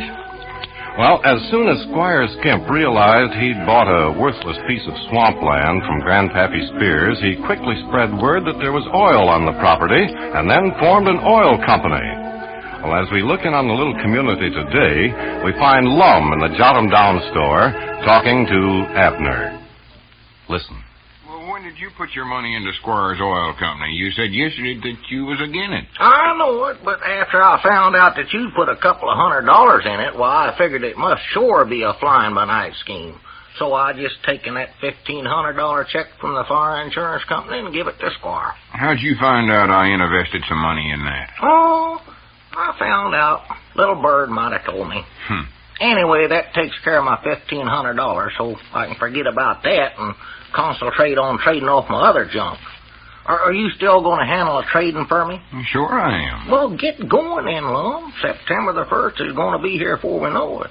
And that's when I've got to be shut of everything. Well, let's see now. Who else is there I might get up a trade with for you? Now, why don't you call up Snake Hogan? He trades all the time. That's the way he makes his living. Well, Snake ain't in town, though. He ain't? No, he's over in Oklahoma buying up some cattle. Buying? He'll be a good one to see, though, when he gets back. Yeah, he'll trade with you. Oh, have you tried the Macmillan boys? No, I ain't seen them lately. Well, they're working right over on Doctor's house, putting a new roof on it. And Granny's, I believe I'll call up over there and see if they've got anything to swap. Yeah, sure. Let's see. What can we offer to trade them? Hand me that list you got there. Yeah, I'll get it. We ain't getting much stuff scratched off of here, I'll tell you that. Yeah, let's see. One riding cultivator. That's Elizabeth. They wouldn't have no use for that. Oh, no, they just do odd jobs around. They couldn't use that. Here's a set of wash tubs and one boiler. That's Elizabeth, too. Cook stove. That's Granny's, her. we might pan that off on them. That's a good one. Yeah, you can ask them about it. If they ain't interested in that, well, we can surely find something else on the list. Yeah, let me call them up. Better take this list with me. Yeah, that stove's going to be awful hard to move. That thing will weigh 1,000 pounds, I bound you. What was that? I just said the cook stove's awful heavy to try to move. Well, that's their worry to get it home if they trade for it. Wait a minute. Hello, Miss Miller? This is Lum Edwards. Oh, just tolerably well. How's yourself? Elizabeth can help them move it. Well, that's nice. Miss Miller, is the Macmillan boys working over there? I told you they was. Well, I wondered if you'd call one of them to the phone, please, Mom. Oh, there? Well, reckon you could holler one of them down off of there? If you please.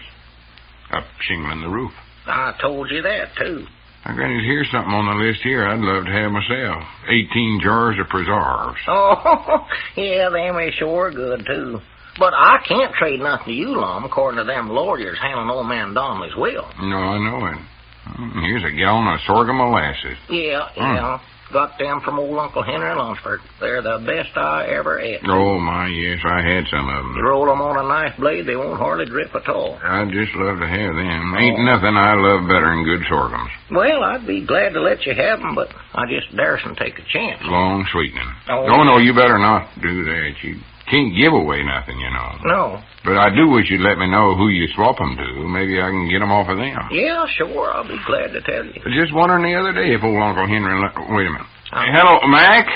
This is Lum Edwards. I hate to bother you, but I reckon you're working by the hour anyway, ain't you? Oh, that's Lum. He is. You did? Well, I do know. Well, you needn't have been in that big of a hurry to get down to the phone. Did you hurt yourself? I bet you stepped right off midair. Well, good. Well, what I wanted to know, Mac, Abner's trading off a bunch of his stuff, and he wanted me to call you and see if you was interested in any of it. Boy, all the spaghetti's on the roof. Why, might not anything a body'd want. I was just looking over the list here. He's got an uncommonly good cook stove he'd sell or trade. Yeah, it's a dandy.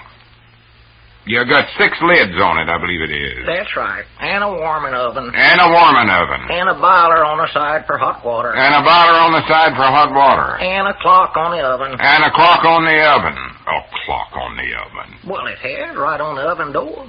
Instead of telling the time of day, though, it tells how hot the oven is. Or don't tell it, it points it out to That's you. a regulate on there. It ain't no clock, Mac. It's a regulate. Tells what the temperature is. Wonder why I've been late to work so much. Yeah, some new device they've got out. So the other day, 130. I never saw it that late in my life. Well, good.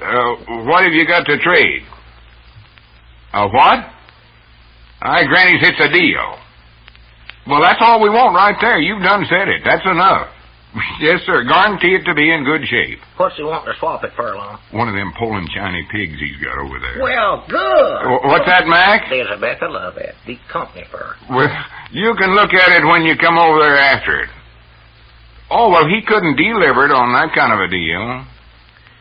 Well, you and your brother could skid it onto a wagon and get it home all right. Oh, well, now, wait a minute. I believe I've got an idea. You and your brother does odd jobs. I'll give you the pig to move it. No, I know what I'm doing.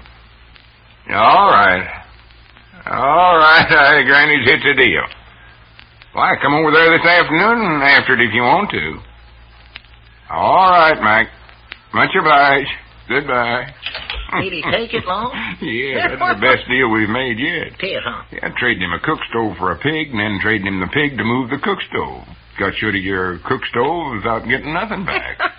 Doggy, that is a trade. Yeah, knowing reason from the way he talk, he thinks I'm clean out of my head. Thinking such a deal as that. Yeah, more likely. Granny's, if I don't quit doing this trading for you around here, folks are going to think I've lost my mind. Well, after I fall heirs to that $100,000, why, we can tell them then while we's doing it, Long. Yeah, well, let's see. May as well scratch the cook stove off the list. Scratch the stove. There's that bucket of sorghums again. What? Oh, sorghum. Makes me hungry every time I think about them. Ain't nothing I like better than hot sorghums and biscuits. Or hot biscuits and sorghum. Who else can we call now, Lum? Yeah, let's see. How about Moe's Moose down at the barber shop? Moe's?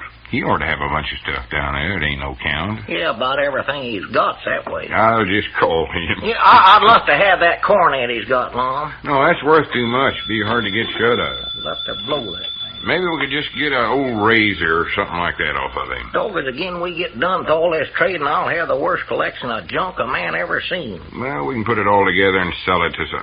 hello, Mose. This is Lum Edwards talking. Tolerably well. How's yourself? Why, Mose, Abner's selling and swapping off everything he's got. I just wondered if you'd like to swap for some of it. No, he ain't moved. I'd like to trade him out of some of them police gazettes. Well, he's got his reasons. Oh, a whole bunch of stuff on the list here. Riding cultivator and a mowing machine. Huh? Oh. No, I reckon not, Mose. Granny, that's a wit for you if I ever seen one. What'd he say? Want to know if he could cut hair with the mowing machine. I don't see nothing funny about that. It'd be an improvement over the way he generally does it.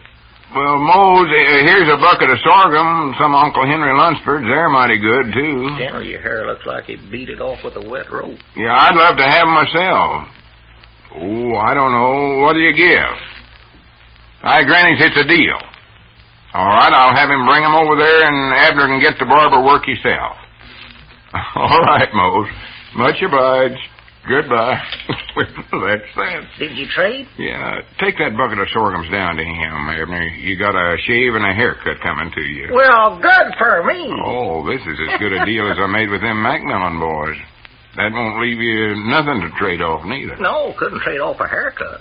Wait a minute, no, I don't know where we ought to make that deal or not, Lum. Well, what's the matter with it? Well, I might still have the haircut by September the 1st, and I ain't supposed to have nothing by then. Well, I don't think that'd count, though. Well, they might, and I sure wouldn't want to lose $100,000 over a haircut. Not one of Moe's mooches, anyway. Well, maybe you have brung up a point there. Reckon when a haircut runs out that way. I don't know. Maybe to be safe, we oughtn't to make that kind of a trade with him. No, take it back. I hate to see them sorghums go anyway. I was hoping we could keep them until I studied up some way to keep them for myself. Say, maybe you could swap Moe's out of them, Lum. I don't think that'd hurt nothing. Why, of course not. Then Mose wouldn't have nothing from you, and I'd be getting the sorghum. Sure. Granny, that's a good idea. Why, sure it is. Here, let me call him up right now. I'll just do some swapping for myself now. Never thought about that. Why, you might as well. Ain't nothing in that letter says you can't trade for yourself for stuff that I swapped over. Wait a minute. Hello, Mose. This is Lum again. I say I want to swap you out of them sorghums now. Oh, I don't know. Let me see. What have I got over there at the place? Ain't got nothing better than them sorghums. How about a good milk cow? That Jersey. There ain't nothing wrong with her. She's the speciousest varmint I ever seen. She's giving 4 gallons a day. Wouldn't trust nobody. Oh, I'll trade even. All right, sir. Huh? No, I won't back out. Granny's, when I make a deal, it's made. You can depend on that. All right, I'll bring her over there this evening. All right, much obliged, Mose. Goodbye. Granny's, Abner, there's a good deal, too. It is, huh? Got rid of a Jersey cow for just a gallon of sorghum. Well, good for you. Wait a minute. Oh, my goodness, that cow belongs to me. Why, you idiot, I've been making these crazy deals for you, and you sat right there and let me skin myself.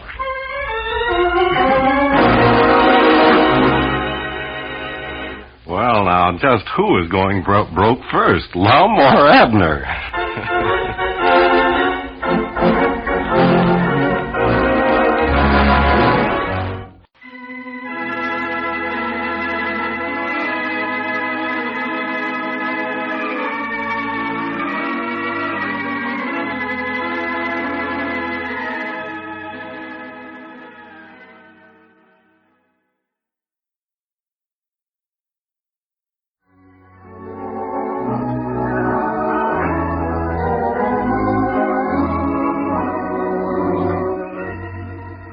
And now let's see what's going on down in Pine Ridge.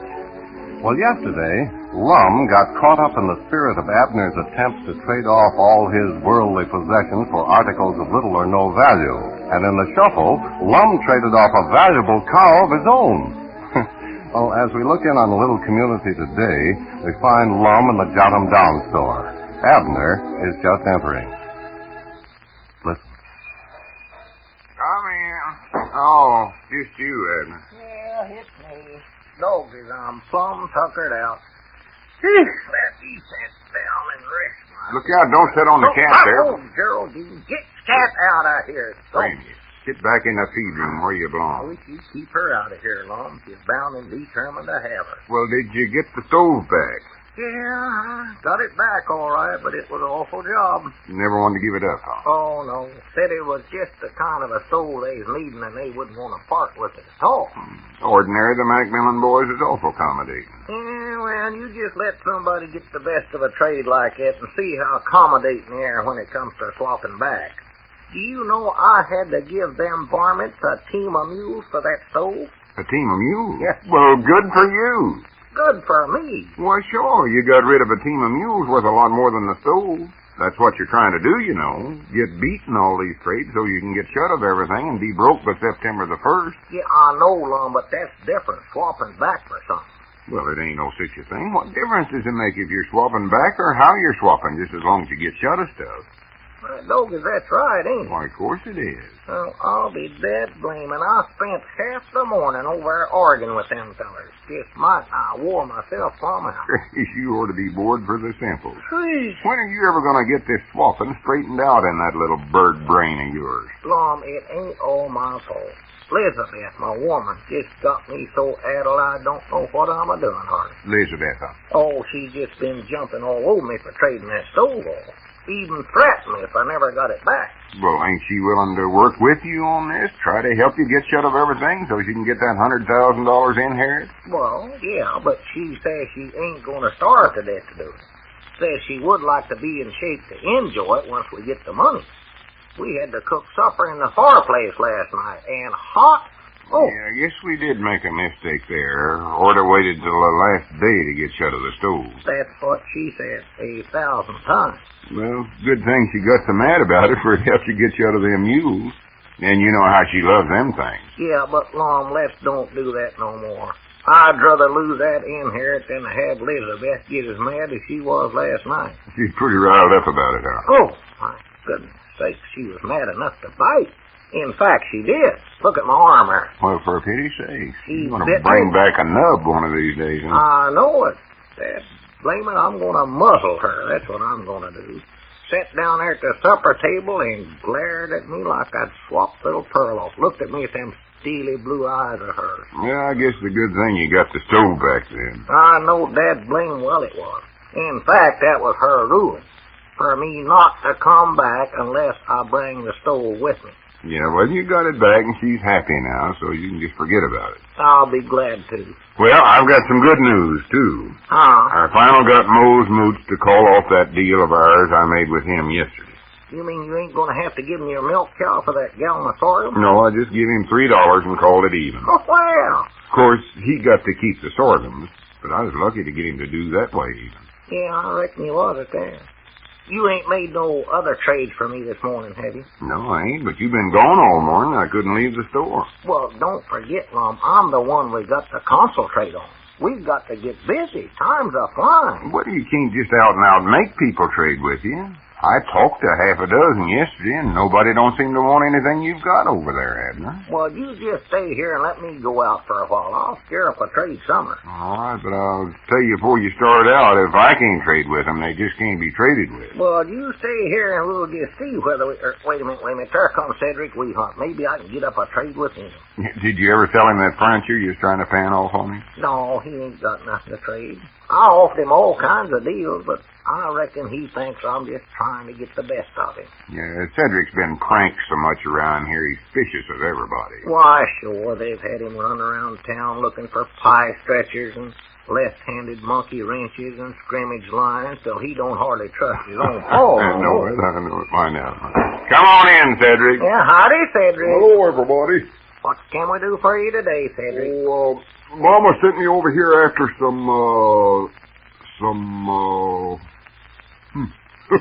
can't think of the name of it. For goodness sake, Cedric, I wish you'd start writing stuff down. I can't read it after I do. Well, do something. You get over here all the time and never can think of what it is you came after. I can always think of it good before I leave the house. So let me study here.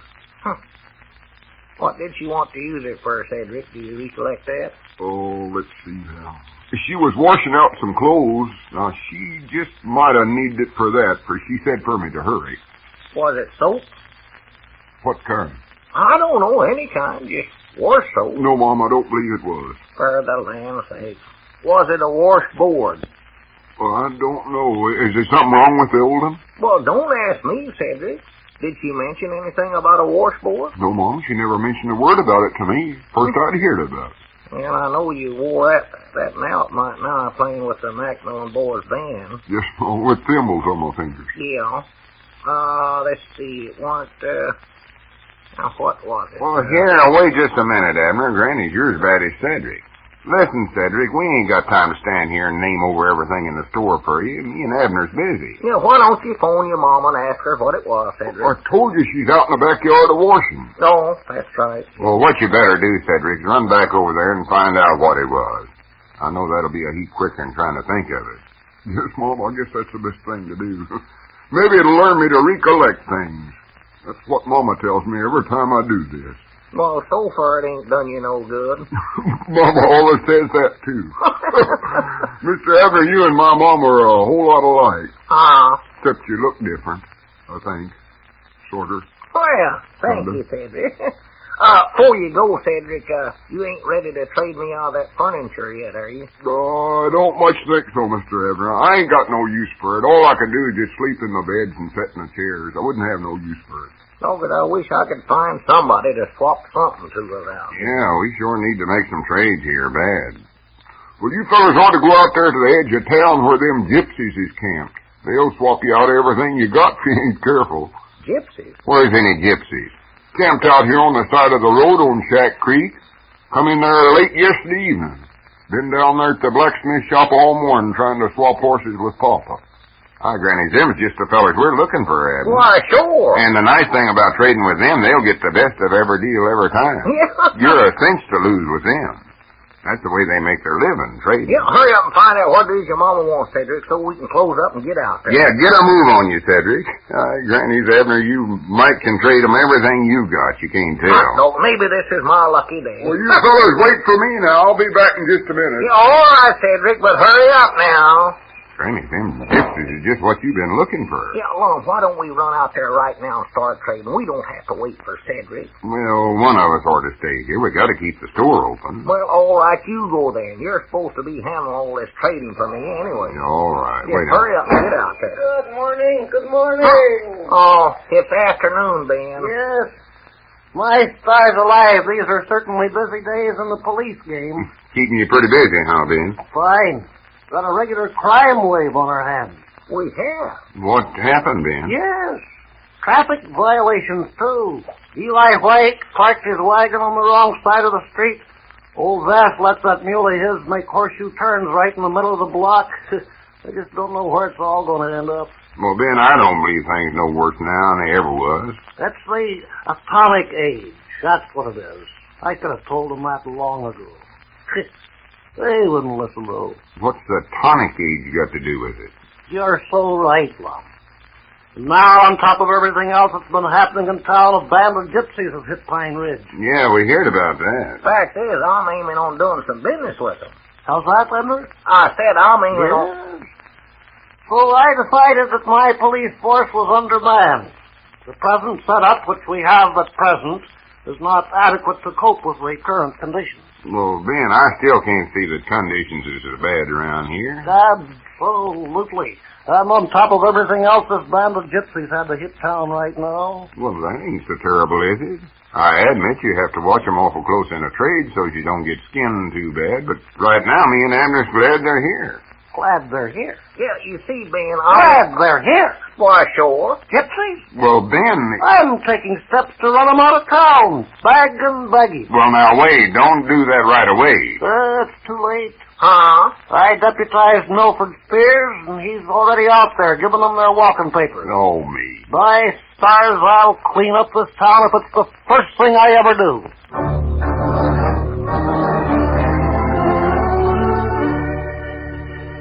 Oh, my, are the cards stacked against poor old Abner? Will he never be lucky enough to go broke enough to get rich? Oh, wait a minute. What do I mean by that?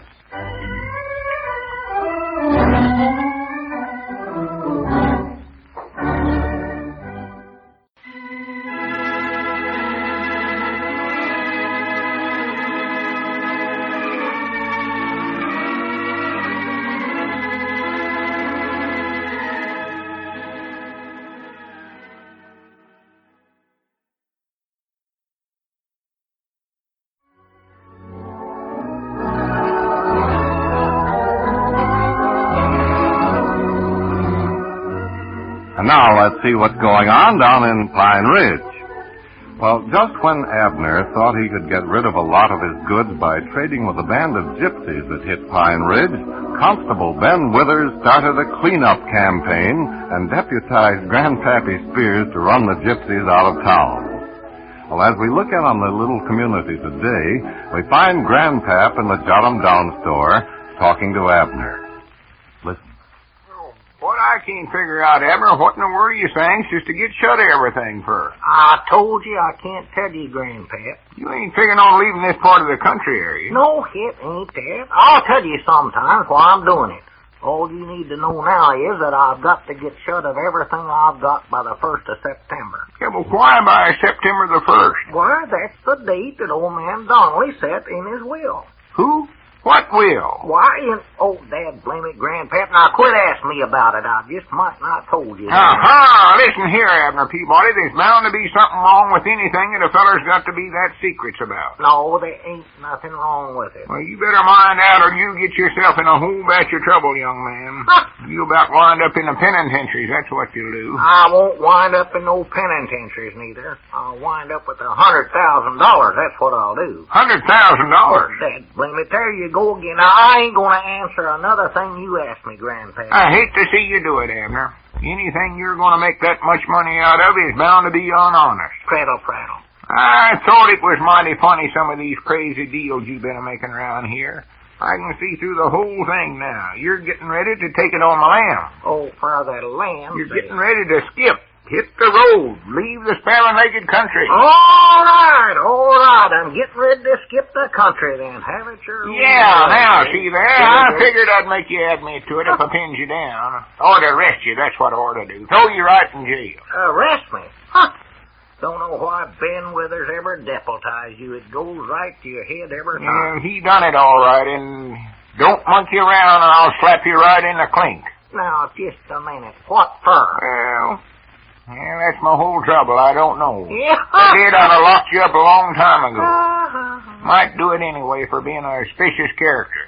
Suspicious character? Yeah, I'd be doing you a favor, too. Might keep you out of trouble. Listen, I know what I'm doing, Grandpappy Spears. I don't need no guardine.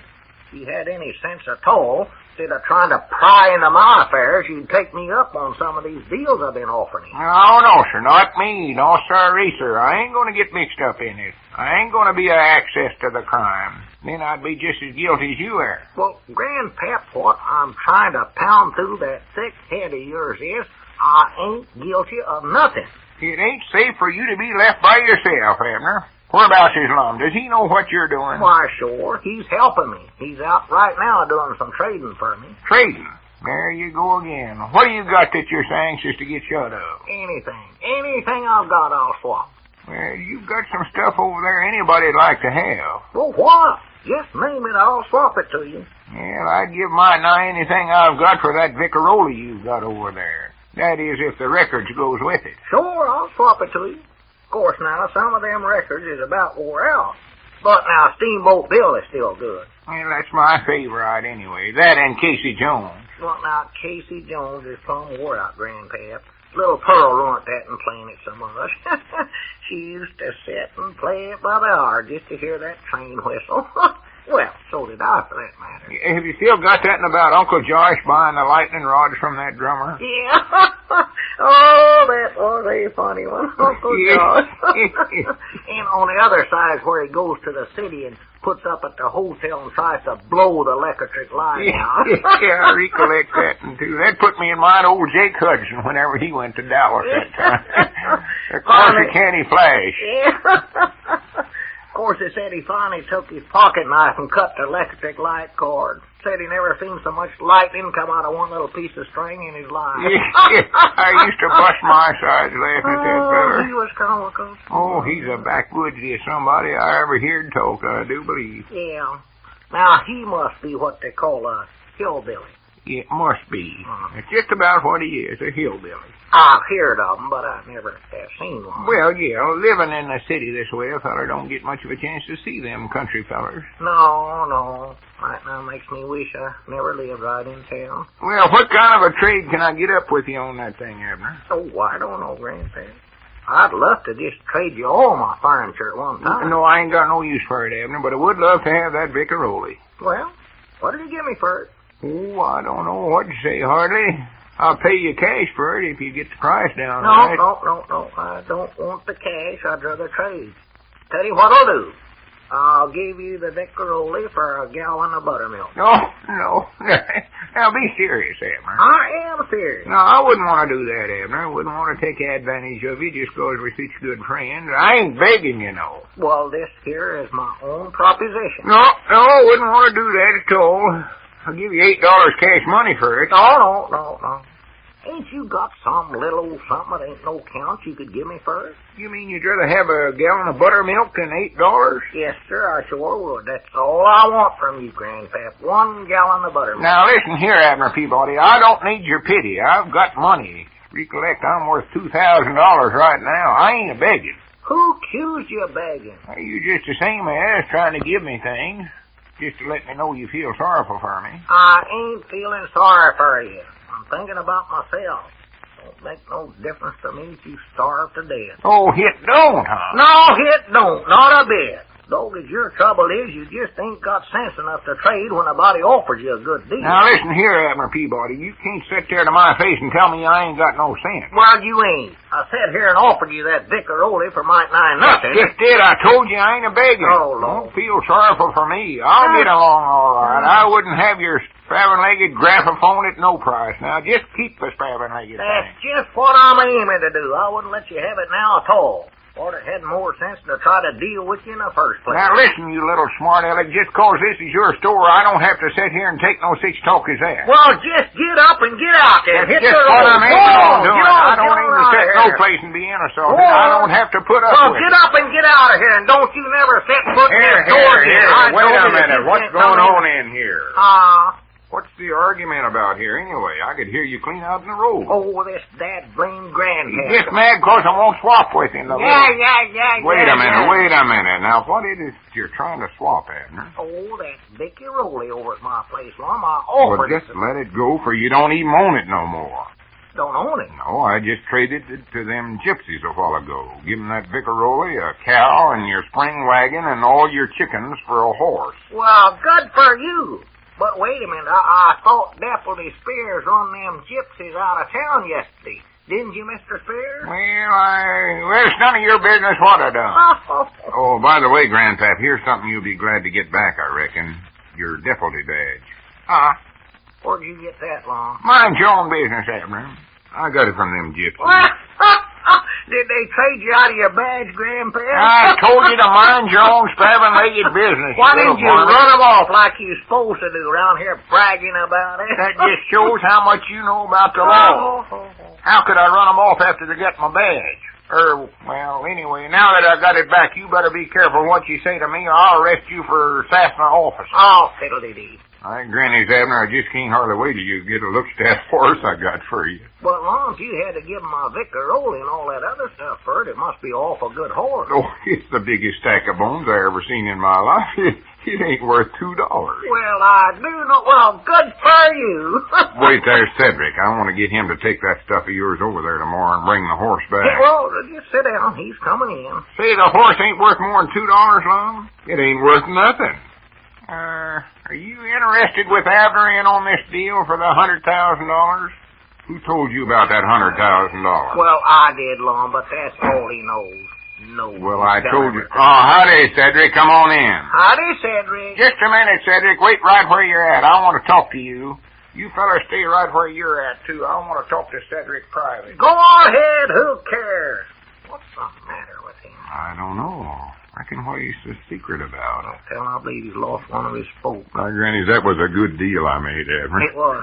I believe I could have got rid of something else, but I seen them gypsies was getting a little suspicious, and I was scared they'd back out altogether. Yeah, well, if that horse is as bad as you say it is, Lum. Yeah, lock the door there, Cedric. All right, throw up your hands, both of you. Hey, put down that gun, Grandpap, you idiot. No, you don't. I don't know what you fellers is up to, but I'm a deputy constable here, and I'm putting you both under arrest. Arrest? What for? I don't know, but there's something about $100,000, and I'm going to hold you both in jail till I find out what it is. If you ain't got sense enough to look after yourself, I'm going to do it for you.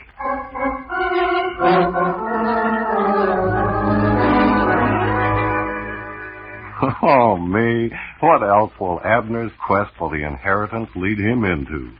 How long will Deputy Spears be able to hold the old fellows in jail? And on what charge?